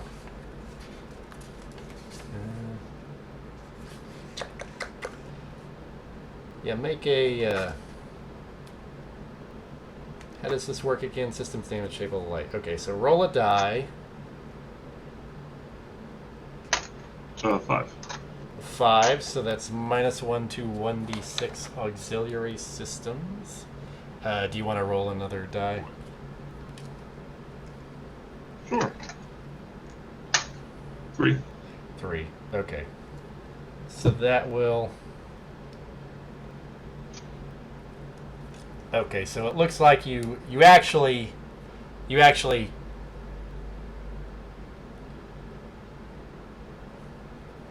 one of your shots actually hits the head of the gear and cracks a couple of the camera lenses. So his sensors, comms, and fire control are all -1.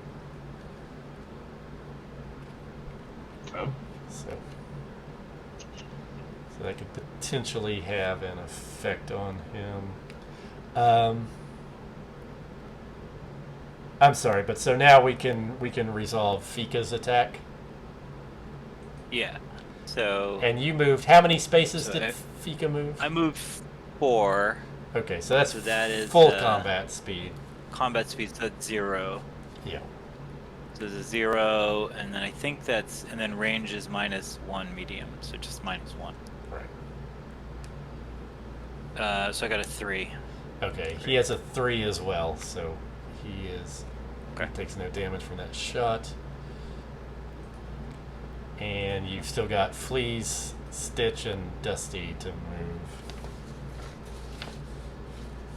Yeah. Let's see. Well, 1, 2, 3, 4. Well, Fleas might as well move up there. 1, 2, 3, 4, 5, 6, 7. He'll take the shot. It's 7. It's like long range, but Okay. And his attributes the same as mine. Yeah, his stats are the same as yours for piloting and gunnery. So. Okay. And the attribute, I think I didn't change that. So long range will be -2. Okay. Okay, so 2. Not great. Okay, so that's no hit. Clean miss there. Okay. Now let's see. Here we go with then Dusty. 1, 2, 3, 4, 5, 6, 7. Okay, where is Dusty's?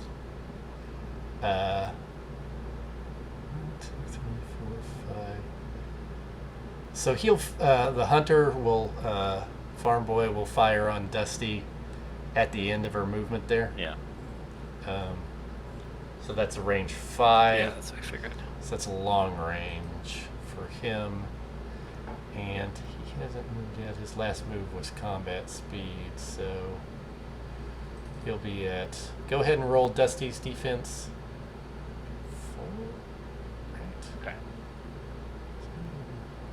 And I get a +1 for my target speed. Right. 7. Okay, so she's fine. Okay. And then she'll fire at him, even though it is. What's the range? 5, 1, 2, 3, 4, 5. So that's long range, right? But yeah, so that's -2 and movement. -3. -5 is probably not great. Okay, so Okay. I won't fire. Okay. No, -5. But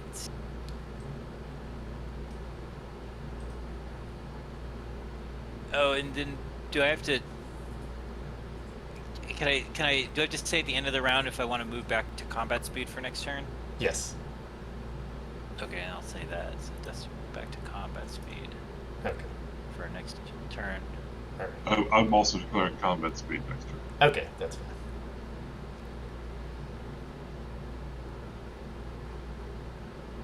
And then Ditch will.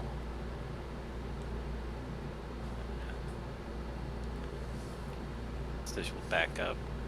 Oh, I'm sorry. Dusty still does get credit for moving 7 this round for defensive purposes, though. Oh, for next round? Oh, right. No, right, for right. this Oh, for this so- round because you moved first, right? Yeah. Yeah, right. So they still have actions. Oh, and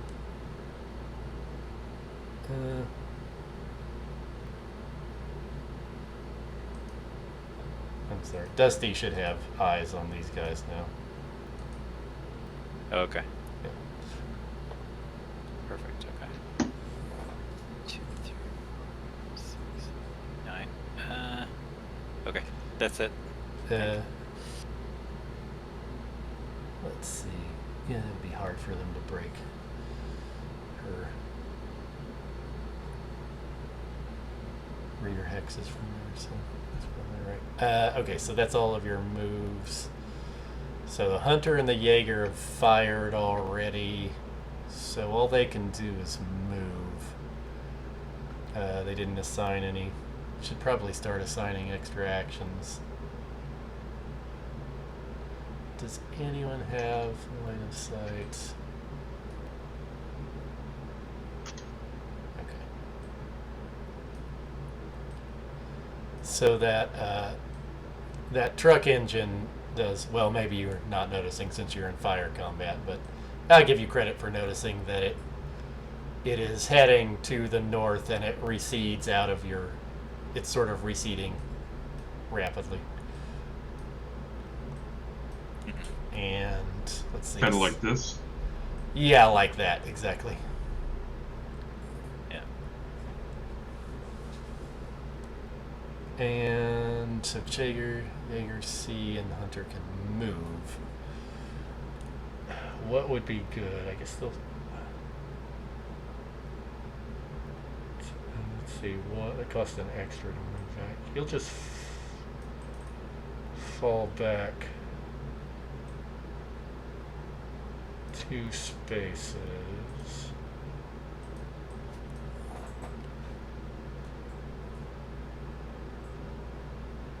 It's not a very good move, but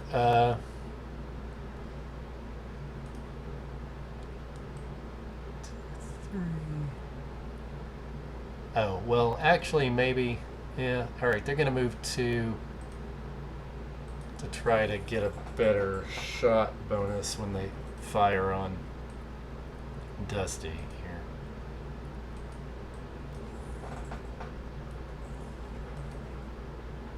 And okay, they both have forward arcs, so these two are gonna go both fire. And let me look up the rapid fire rules.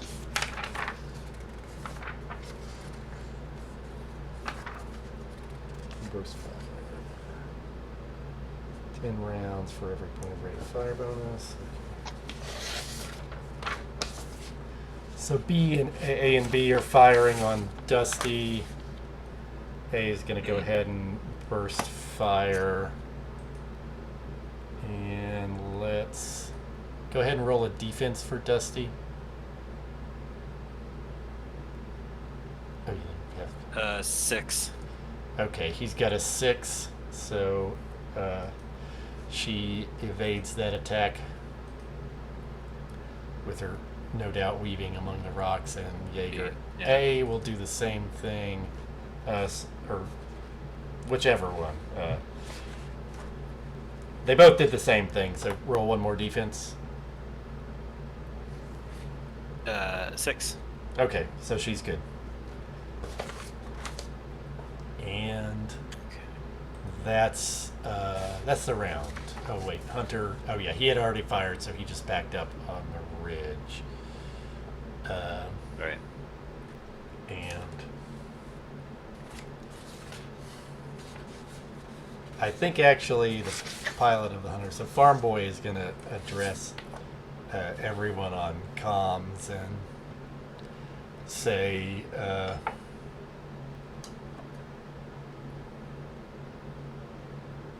you know, it shouldn't be this way. You know, you're firing on the faithful.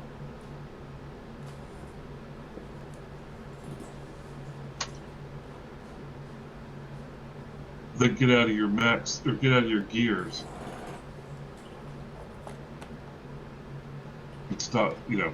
Yeah, that's all Chuck's got. He's like, Yeah. just get out of your gears. Yeah. Okay.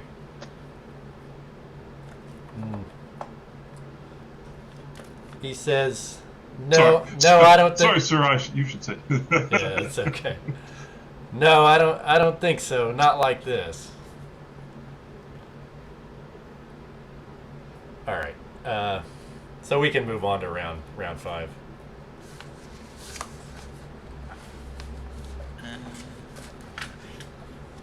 Leader initiative. So 6 for initiative. Okay, so you're up by 2. Oh, did we do electronic warfare for that round? Oh, we didn't. Not for this round, right? Yeah. Right. Let me go ahead and do that. That's unusual. And for Major Bureaucracy, we've got. Oh, well, that's too bad.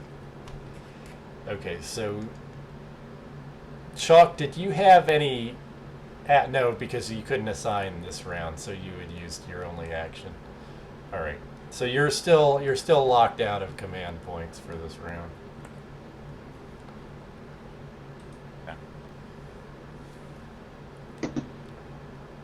And until that ECM environment clears.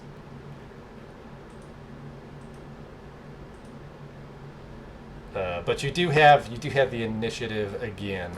What did I tell you? You won by 2. Won by 2. Yeah. So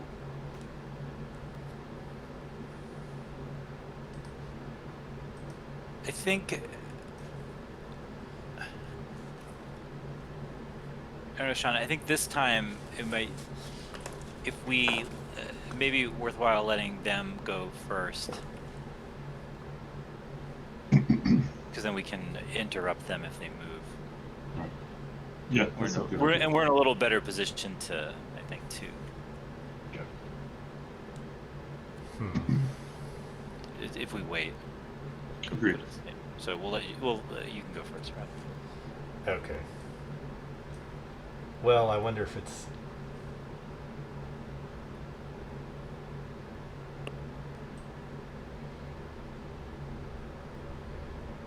Is it time to shoot it out? I need some personality mechanics in this game. So I can see what my NPCs are like. As opposed to just, I'm a pilot, you know. Let's see.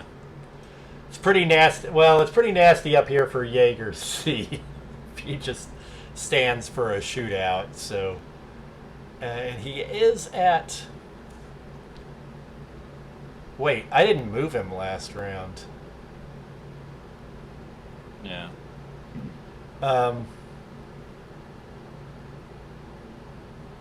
So yeah, I think he still would get his, because he was still at combat speed, I think, so he'd get his movement. Yeah, if he backs up, he can only go 2, and he can't really turn his. So he'll have backed up off the ridge. I think Chalk, you still have line of sight to him, but Fika and Fleas don't have line of sight to him at the start of this turn. Does that change anything about your decision, or you still want them to go first?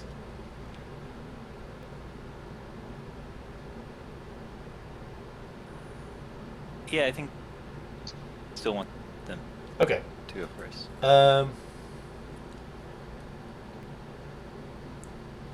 Six. So he. Well, he's already at long range to Chalk. Can't really turn his back on her though. He's gonna keep walking back and opening up the range. No, he likes maybe like that space better. So Chalk, if you want to, am I missing something? No, just I forget. With the movement, can we fire as soon as he moves 1 hex, or it's at the end of the movement? You can fire at any point during his movement. It would be long range at any case because he was at 6 and he's only going to 8, so it's Right. it's still all long range. Yeah. Like I said, he can't really Okay. go farther while he's walking backwards. So Right. Okay, I see. Yep. so he does 6. not get a defense bonus. He might get a defense. Oh, you got a 6, huh? It's a defense penalty, in fact. Alright, well, we'll spend one of these points again to offset his penalty, so he's just rolling straight defense. He's got a 6, so that is a bounce off again. If it's any consolation, he is eating all of these points. There's none for. There's not going to be much left for the rest of the crew. The enemy leader rolled a 6 for the total battle points, so they're working through a lot of them. Oh yeah. 3, in fact. So that was his movement. Fuck, these guys over here probably feel better about this. Well, all right. They're gonna try to cover him, and the rest of the gears are on that side. Okay.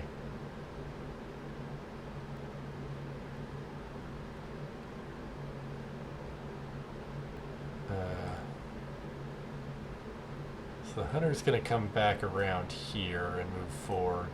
Dusty can fire on him at long range, I believe, if you choose to.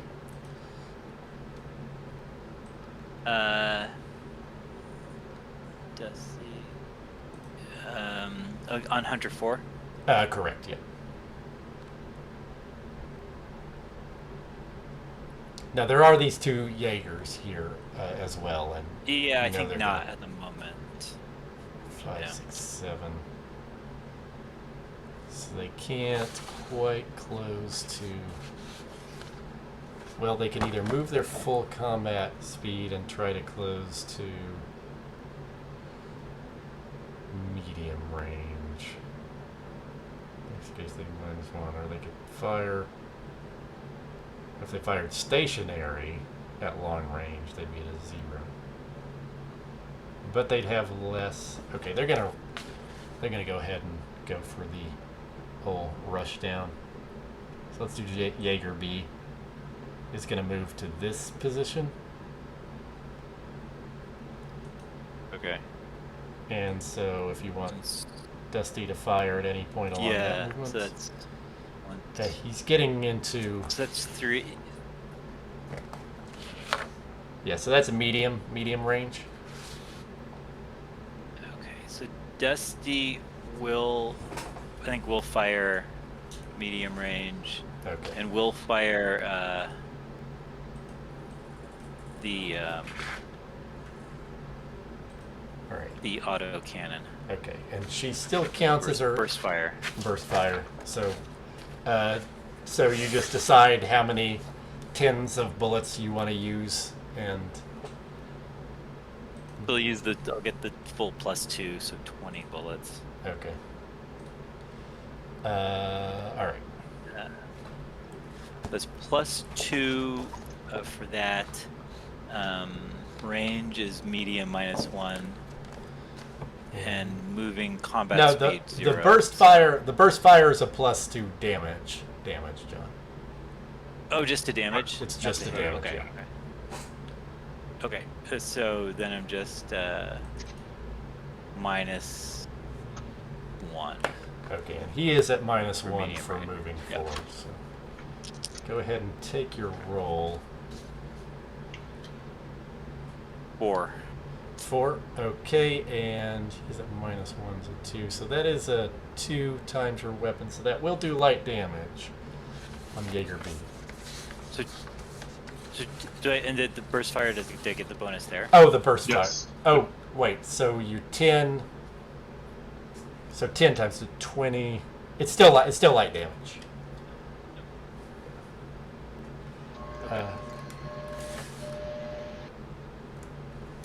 So go ahead and make a roll on the light damage subtable.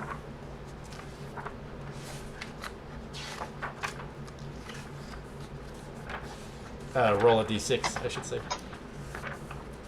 3. Okay. Crew stunned. -1 action for 1 round. So he will not get his shot this turn, as shells Nice. ricochet off his hull. Nice. Yeah. That's what you want. Nice. And light damage means his armor goes down, right? Too? his armor does go down, yeah, with light damage.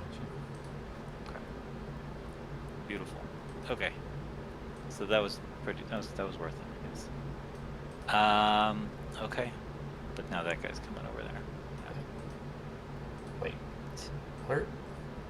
Okay. Well, he's facing that way. Okay. He Yeah. moved 4. And he is also going to fire. Or he is going to fire because he is not stunned. Does he want to burst? Yeah, I guess I'll go ahead and burst fire also. So we've got medium range. So he's just got the penalty for medium range. So oh, come on, guy. All right. His gun jams.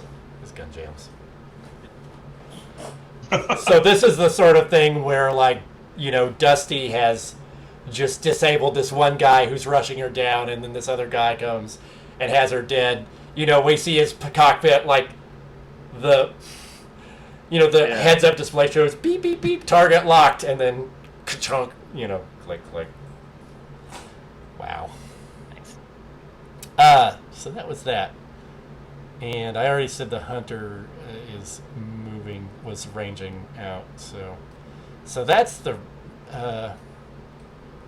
what round are we on? Round 5, yeah. Okay, That's round 5. You guys went first. Oh, did So now it's our go. does the Jaeger want to fire at me? Yeah. Does he still have an action, or did I?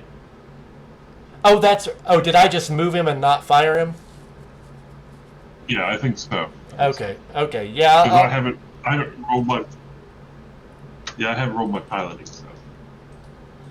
Okay, yeah, I'll fire off a shot at you. And so I think he's at a net -1. All right. Well, that's a 3. Okay, I got it before, so. Okay, you're fine. So now we can move. So Dusty did.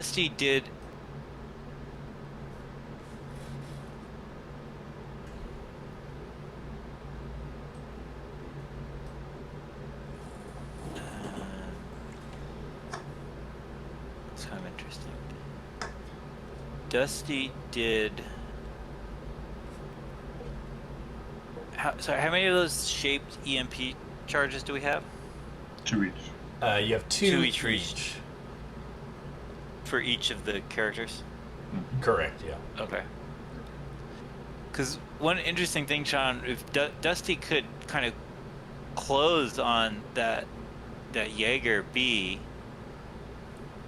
and then potentially we could get initiative next turn to do the to do that type of Yeah, that attack. We could give that a try. That might be that would interesting. be pretty good. Yeah, it would. I agree. And do they have to be in the same hex, Rod, for that, or Jason? I think it's same hex. Okay.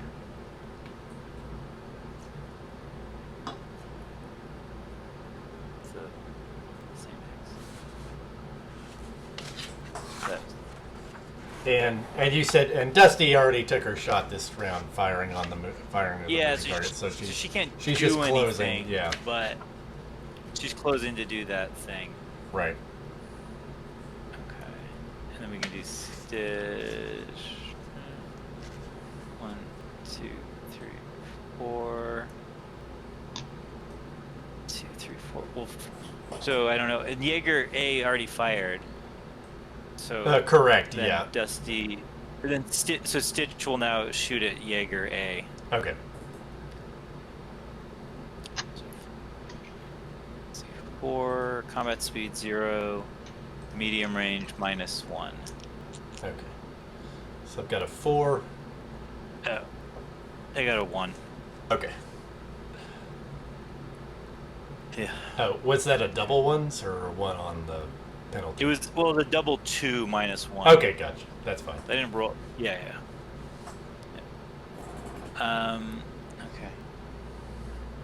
Okay. Sean, do you want to do? I Sharp. can move. Yeah.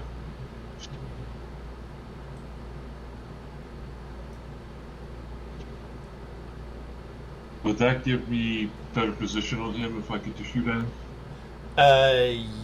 Yeah. And actually, once you move over this ridge, I should have revealed them when you were on the top, but while you're crossing down, you would definitely be able to see into this valley and see that there's a group of people here, and there's 3 long distance cargo vehicles. So these are sort of have 6 big balloon wheels with independent axles, so they can roll over rough terrain very easily. And they have they're like segmented vehicles that haul a big trailer for cargo, and these groups of people are sort of frantically loading some kind of cargo into these trucks from in the side of this. Let's see, let me move that. I'll move this guy. I'm just gonna show, I used this little marker to mark that in the side of this hill is a sort of ornate entrance to an ancient settlement or temple from a previous age of civilization on Terra Nova, and that is where people are moving in and out of from there.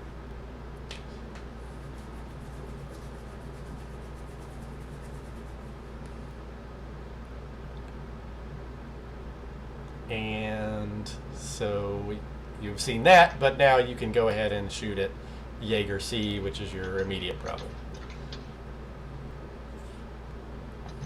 Well, I fired at him when he moved. So. Oh, that's right.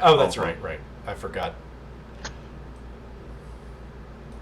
It can be hard to keep track of the chaos with out of action, Oh, yeah. out of activation firing, command points and things. Anyway, Wait, I didn't fire. Did I fire at him when he moved? I I don't think I did. No, I didn't. we're Not this round. okay. Okay, so Well, I you will move. So I'm gonna. Okay, sorry. I was gonna say you can go ahead and break the ridge and fire now. Yeah. So I'm gonna do 1, 2, 3, 4. I'll just come up on his front and fire at him. Okay. Chalk comes to the side. So that's just a -1. Okay.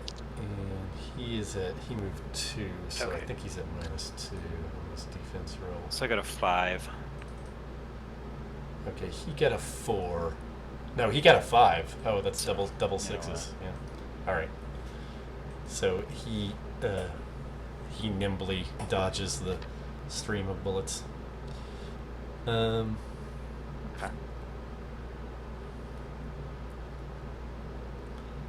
Possibly emergency switching to wheelie to get out of the way and then switching back. Actually, he's on the valley floor. You two are on the valley floor now, so you could switch to wheelies. You can't really wheelie backwards very well, so that would be a problem for him. But for pushing forward, it would be very helpful. And I think you've got fleas can make a move too. Yeah, please will make a move. 2, 3, 4. But I think I think there's no line of sight there. Doesn't look like. Right. Okay. If I may suggest what Fleas might like to do, he might like to actually get on. Well, he's close enough. He's close enough to the valley floor, so he could move along that track, wheelie style next turn. Yeah. Makes sense. All right. So let's go ahead and do round 6 of initiative. 6. 5. Okay, 3. So you're up 2 again. I'm getting. I need to step But back. do we have? Can we communicate this round? Do I keep forgetting to do that? Wait. Round Yeah. 4? Yeah, okay, I keep forgetting to do that. Alright. So we've got 7 on 6. No, you cannot. Okay.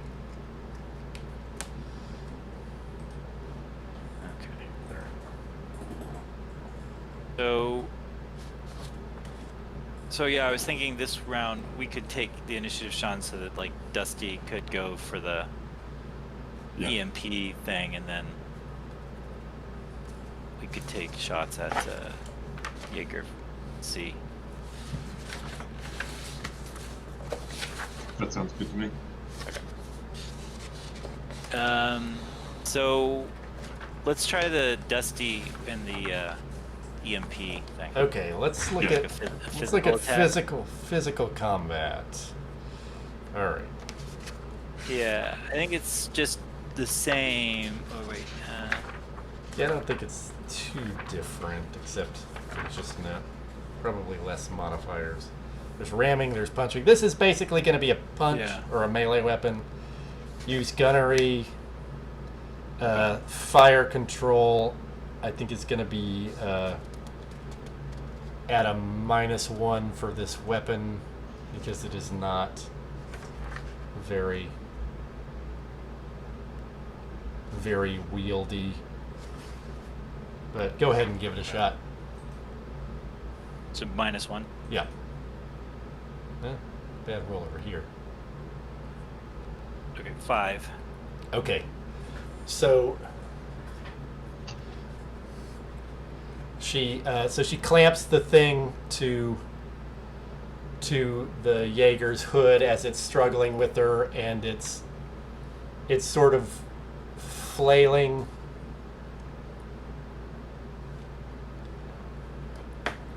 It sort of flails wildly at her as she backs off, and is sort of, it's the thing where she backs off and the gear is like flailing around in different directions, unable to detect her position. Oh, nice. Okay. I think the opposing gear, now that she's she's in close, so has drawn its little Bowie knife, or its gigantic Bowie knife, for human scale, but it's like it's so odd. Combat scissors. It's so odd that that's the choice for me. Like I wonder what made Bowie knives so captivating to the people who made this game. It's like giant robots with Bowie knives. Anyway, that was Dusty's move, and she's in hand to hand. Yep. So unless these people want to fire into melee, I don't think they're the types who would do that. So go ahead and make another move. Yeah, and so this, because her combat speed, she didn't move this round. Does that mean we reduce it to 0 for next round? Is that? Yeah, you would reduce it to her speed would be considered 0 this round. She can still go, so you can still always go combat speed if from stationary, right? But the the restriction is just on how you go from combat to top and then back to combat is kind of, that's what the restriction is. It has more to do with controlling your access to top speed than moving short spaces or stations. As far as I can tell. All right, so who's next? Let's see.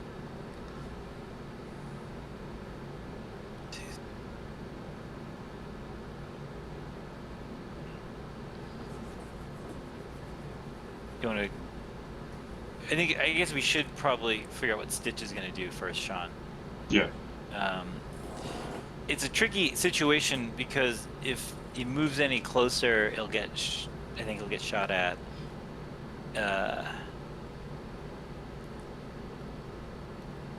Yeah, I mean, just let him. I mean, if forward, yeah.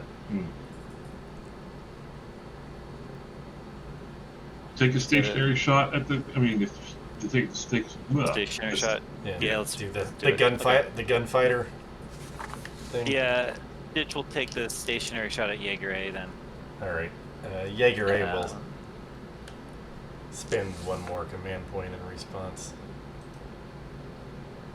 So the stationary shot gives me a -1 because of medium range, and then stationary +2, so +1 overall. Okay.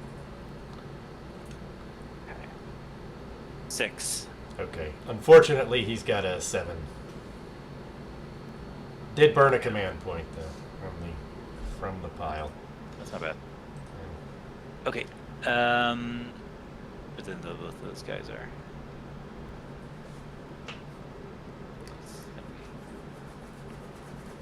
A little bit of trouble. Let's see. Okay. And then, well, might as well keep going with this. I think Fika will take a stationary shot at Jaeger C. So it's the same thing.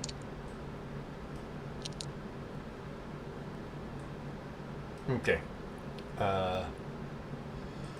I'll let him go, I think. So no command point That's here. 6. All right. He does have a 5 though, so that's 6. if 6 is max, that's not getting through armor. Wait, he's been shot a couple. Okay. Wait, Jaeger C has been shot once or twice. Does anyone remember? Looks like he's only been shot once, and then he dodged a bunch. Only once, I think. Yeah. Okay. So yeah, that's not get through armor on him. So you've done Dusty, Stitch, and Fika. Yep. And then Please can go wheelie now, yeah? Yes. Yeah. And that gives... what's that give? So I think that would give him a 8. No, that's a 6. There's 6. 6 combat speed.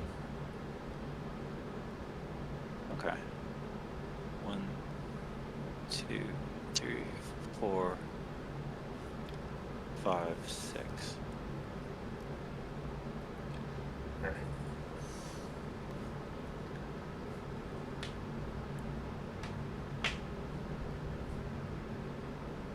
We can't shoot, right? You gotta wait until next turn. He could shoot. What? Unless I'm missing something. Did he shoot out of turn? Or? No, just because he changed his wheelie mode. Oh no, you can actually do that freely. That doesn't affect your ability to shoot. Okay. But then does it count as combat speed for?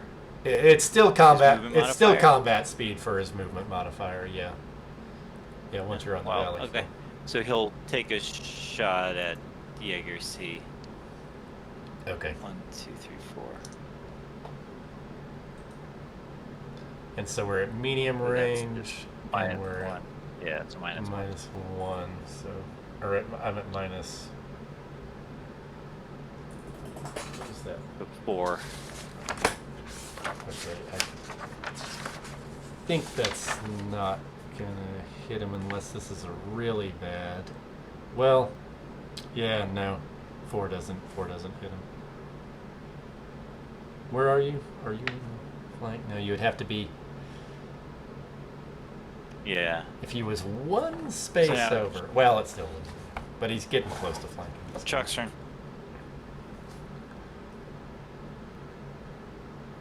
Okay, so technically, I guess I'm still in his forward arc when I move. If he wants to shoot at me, will I do so? Yeah, he will go ahead and try taking that shot. What are you? I'm going to be moving into here. Let's see. You moved first, right?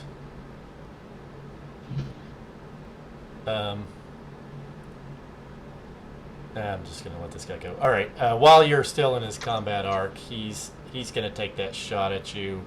I think it's medium range. He's at half combat speed, so he's got a 5. I've got a 6. Okay, so you're fine. I'm not hitting next. And go ahead with your action. Okay, so now you're in his rear flank, so that's another +1, I think, or a -1 to his defense. How that works. So you're at short range. You moved combat speed, so that's fine. So I think you're at straight dice plus your attribute modifier, and he's at -3. So this may be the shot.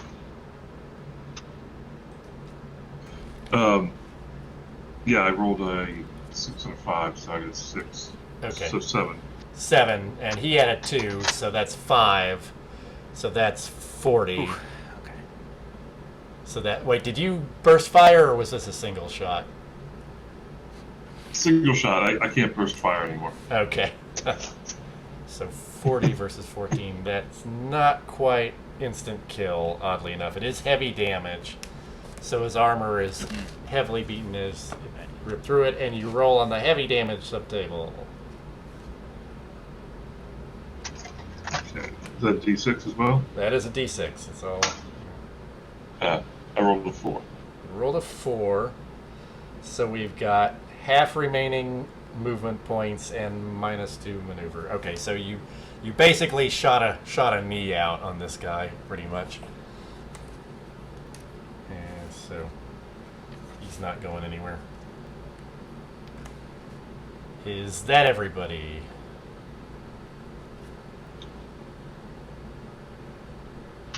Yep. Okay. And let's see. And remind me, did I fire on Stitch already with Jaeger A, or have I not done that? No, Stitch stood and fired, right? Stitch was going for the shootout. Yes. Yes, Right. yeah. Okay, so Jaeger A will go to 0, and no, actually he'll walk in. He'll go to 2 and go for the short range shot on Stitch. So we're at straight dice versus Stitch's pretty heavy -3. defense penalty. Yeah. Lucky these rolls aren't great. So I got a 4. It's the highest he could get. Really, even with she got double 6s? No, well, got a 6 + 1 for attribute. And Okay, -1, -3. 4. Okay. Still couldn't hit him. Not even standing stock still. All right. All right, how about you? What is your actual priority, though?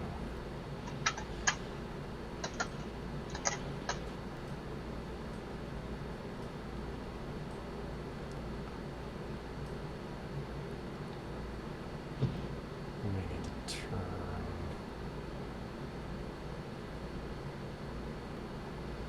I don't think you can just leave this situation. Go. He's only human after all.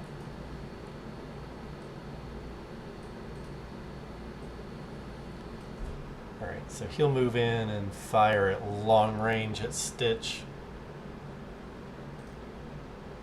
And so that's -2 to combat speed. That's 1, 4. Okay, go ahead and roll another defense roll for Stitch. Oh, that's not good. 1.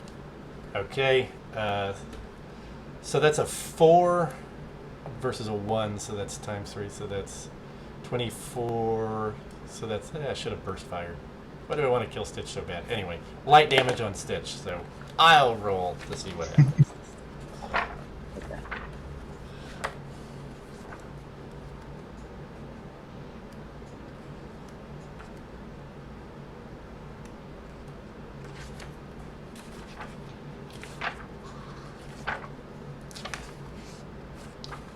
Why do I keep losing this page? All right.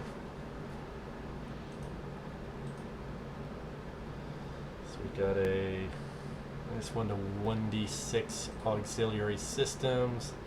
So 2. So that's going to be sensors and comms. So Stitch's communication and sensor profile goes offline as these shots sort of hit the dome at the top of the gear.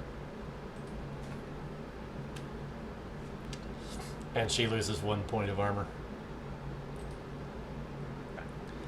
And then Jaeger C. I guess we're fighting. Is going to move in, draw his knife, his vibroblade, and go for a hand-to-hand attack on Chalk. I think he has -1 fire control, so he does have a -1 penalty. And you just have your straight defense plus whatever attribute is appropriate for your piloting. Okay.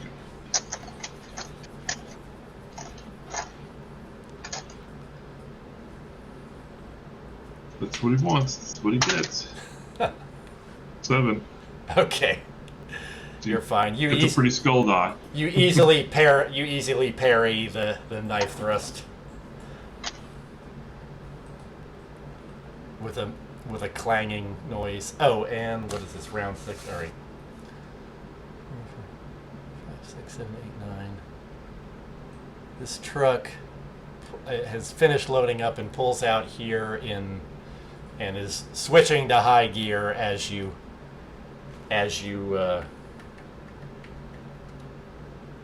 see it move out onto this trail going north.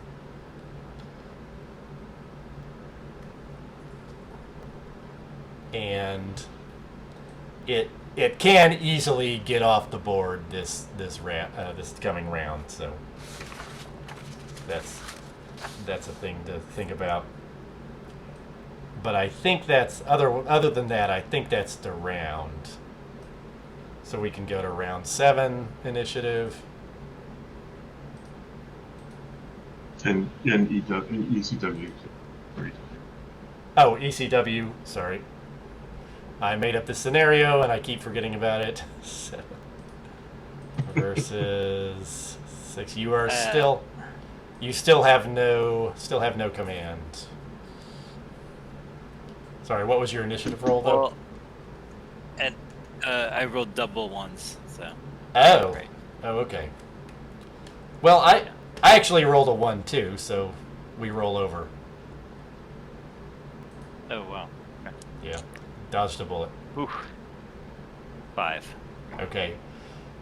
Roll again. This may be a weak point in the system. Okay, I got a 6. Oh. For a change, I have the pick. So we've got 3. So we've got 3 extra actions. Let's.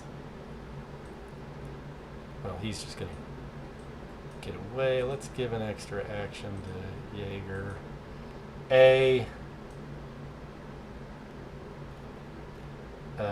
Extra action to the Hunter. Sure, why not? Extra action to Jaeger C. Alright. So this is fun. So Jaeger C will continue to attack. And so he'll use both of his actions to attack, so he'll get 2 attacks this round. So first attack, go ahead and roll your defense. This is not really a good use of this point. 7. Okay. And second attack, roll another defense. You are, of course, fine as a result of that roll. 5. Okay. Yeah. He is helpless against your superior command of your mech. Also, his fire control is damaged. So this wasn't really a smart use of that action point, but I just thought it would be cool. What is a smart use of this action point I like it. Is for Jaeger A to unload into Stitch before he can respond. So there's no official rules on this, but I guess if you have to, I'm going to rule that if Jaeger A fires, Stitch does get to return fire before Jaeger A can fire a second time. However, because Jaeger A is going to stationary, he will fire first.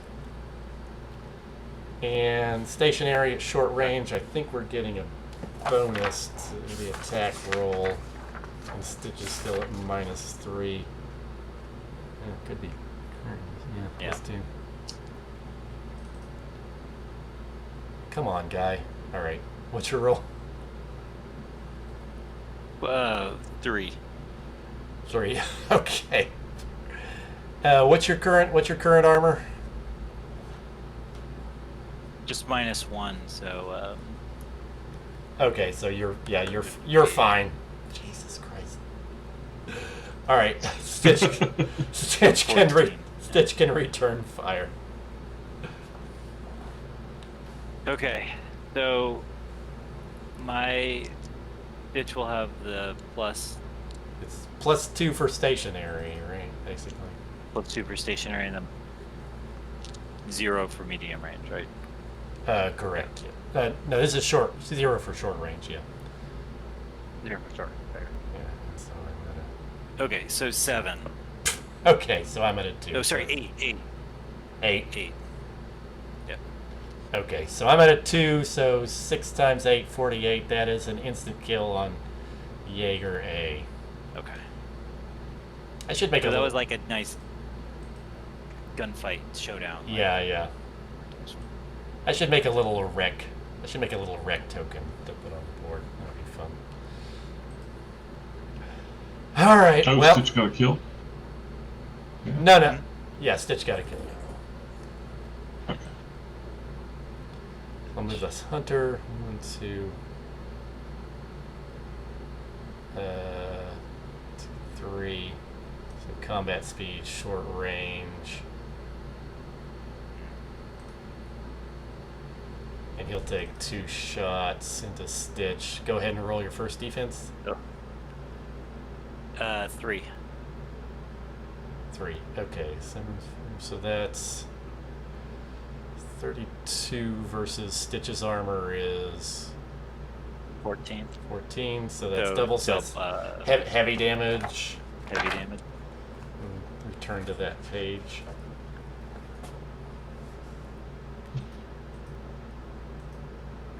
So we've got a 6.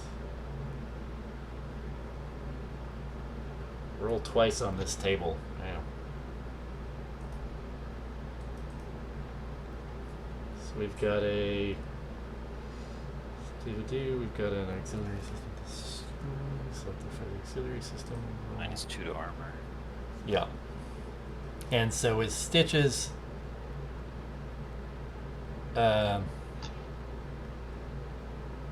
did Stitch already have sensors and communications down? Yes. Okay. Okay, so fire control is now down as well, completely down. And Okay. I have to roll on subtable B. So she can still attack in close combat, but she cannot fire her weapons.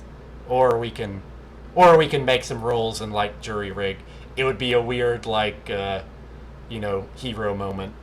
Try to jury rig the weapon to fire if that came up. But first, let me see what the structural damage is. And that is a 5. That is a power transfer failure, no movement. Okay, so Stitch is immobilized. No movement either. Yeah, immobilized, unable to fire. Just shells rip through the legs and arms of her gear.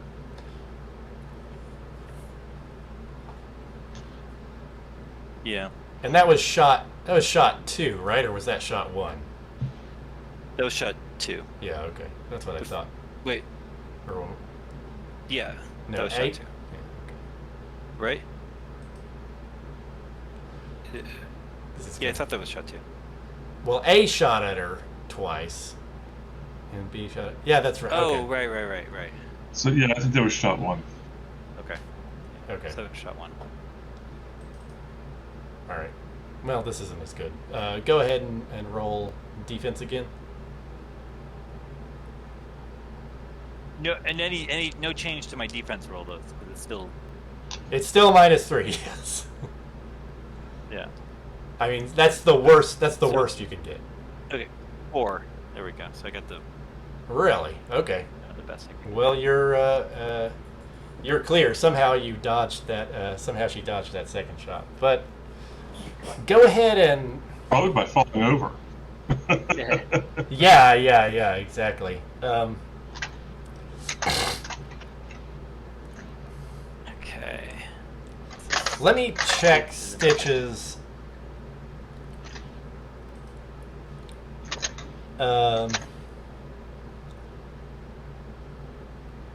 So she doesn't really have a.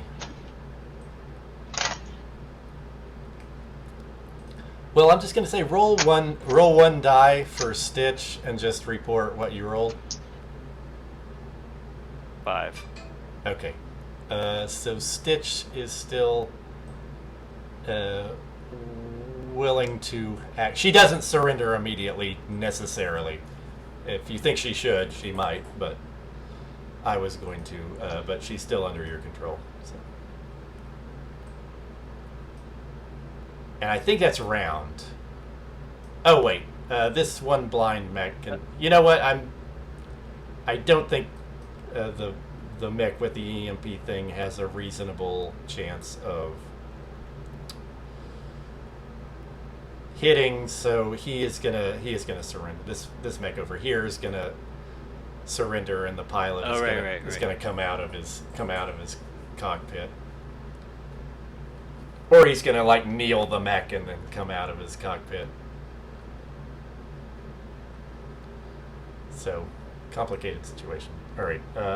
So that was round 7. So round 8. What are we? 11:30. This looks like it's kind of moving towards a resolution. Can y'all hold out for a little more combat, or? I can. Yeah, I can probably. I have like a half hour. Probably is my hard limit. Okay. Okay. Well, let's see if we can get. Let's see what happens next round and what we need to do. Going forward from there. Go ahead and. Oh wait. So Actually, we lost initiative this time, so we still get to go. Oh, you still have your action. Oh, that's right. You still have your actions. Okay. Okay. So that will We're still round. that'll probably make a difference. Yeah. Okay. So we'll. So Dusty. Let's see. Dusty will go after this Hunter 4. Okay. And so that guy shot already. So Dusty will actually.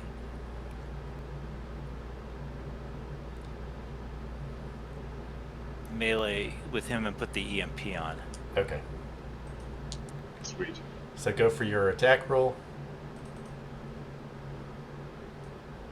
And there's no. It's just a straight attack roll, a straight gun roll, right? Yeah, she does. Well, That's I what said decided. this has a fire control of -1, so it's kind of a clunky weapon. Oh, -1. Okay. So it's Okay. But she 5. okay. So he dodges out of the way of her lunge, and he is indeed a pretty skillful pilot. Okay. So you have Stitch. So Like, you can't do she can't anything. do anything. Well, so based on how She the should- rules describe her, I mean, I think the gear can still sort of limp, but can't move like any meaningful distance in a single round. So, your I call. mean, I She guess- might want to I just think pop it out. Yeah. Probably make sense for her to surrender. Yeah. Right. Well, she can That's just like- pop out and scurry away without necessarily, yeah. She can stand down without necessarily surrendering to, because the hunter is still in a fight with Dusty now, right? So Yeah. I think we'll figure. We can make fun of Stitch for doing that. I think, but Stitch would probably. I think would pop out rather than. I mean, just doesn't make it. I think even if we're thinking of like a tank crew or something, they'd bail once the Right. tank wasn't working. Yeah. Yeah. So they don't think it's like a bad thing. Necessarily. Actually- She'll pop out. What are they? They could probably have a conversation at that distance. That might be something to do. Well, let's resolve what's going on up here first. And then, yeah. So is Chalk, you want to fight the Jaeger up there? Yeah, let's take care of him, and that'll release you Level. guys. Oh no, give him. Yeah, I should think about it, but I'm giving him some vibro knife action. Okay. 7 actually. Oh wow. Okay, he's got a 3, so you've got 4 times your vibro knife. That's 32 damage. I think that's gonna be heavy damage. An exciting heavy. Wait. 32. Yeah, still only heavy damage. Yeah, I think it's. Yes. Because he's down to 12. It would need 30. With one more difference, you would have like just carved his limbs off or something. Anyway, go ahead and give me the rolls on the damage Yeah. table. So roll a d6. 6. Roll 2 dice now. A 6 and a 2. Okay, so the 2 is structure. Replace the. Well, all right, I guess replace the 6 with 2 dice and then roll those dice. As far as I can tell, that's how it works. 2, 4, and a 4. Okay, so you've got 2 movement. All right, so you basically like cut through his like hip and knee flexors, rendering him virtually unable to walk, and you get a structural damage roll. So make a roll on that table and add +1. So roll a 6-sided die and add +1. Total of 6. I rolled a 5. Okay. Catastrophic crew compartment failure. 75% casualties, minimum 1. Jesus. So I mean, in this case with a knife, I think you just stick it straight in and you just crumple the compartment with your vibro knife and it kills him the messy way. Yoinks. I will, I guess just as for style points, I will just kick him over. Okay. Fair enough. So you got... Let's see. Actually, that's zeros.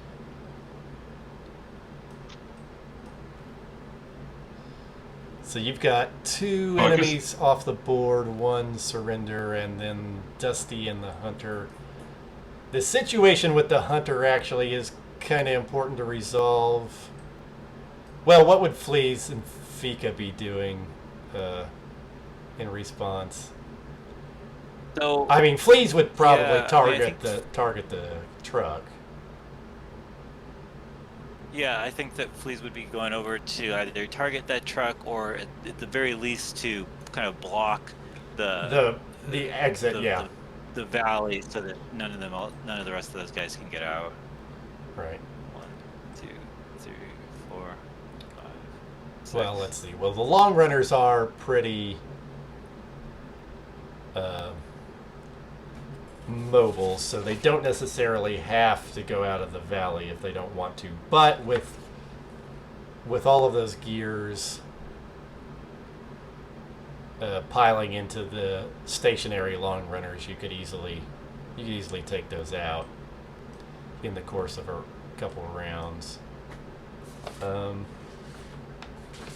then Fika will head back down this way, and then Right.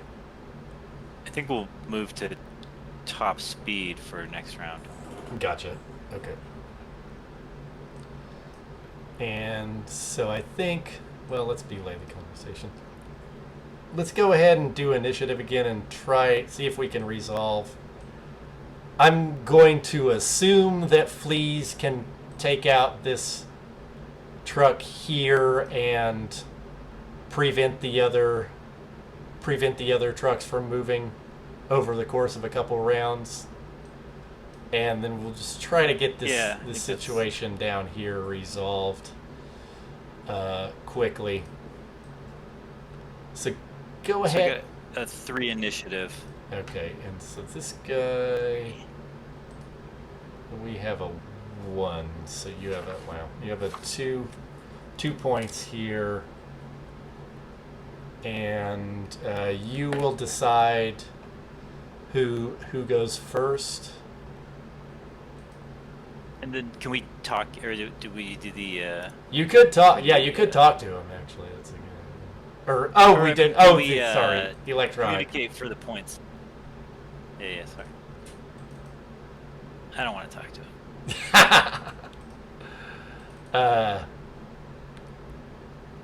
him. No. Okay. So, let's see. So I think it's clear. I think Dusty would just try again. Like, Dusty's right there. Okay. He's gonna keep trying. Gotcha. Okay, 5.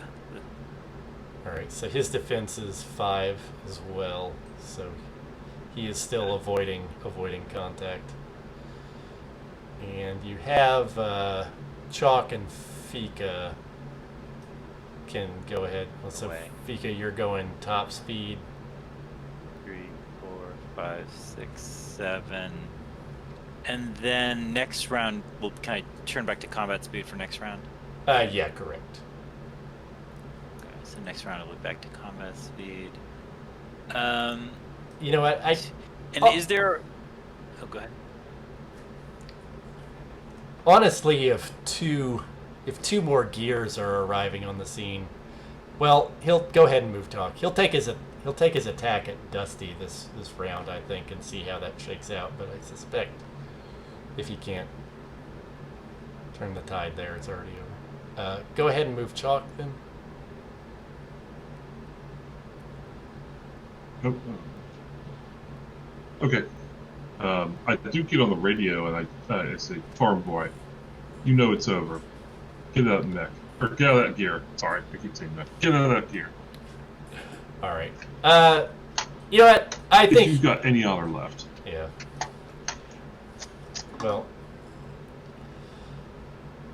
All right. He says, "Well, what's a good response to that?"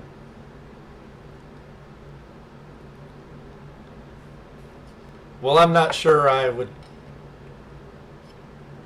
trust you to know about honor, but I do enjoy living, so fine. You've won this one. And he will stand down. He will kneel the mech and pop out.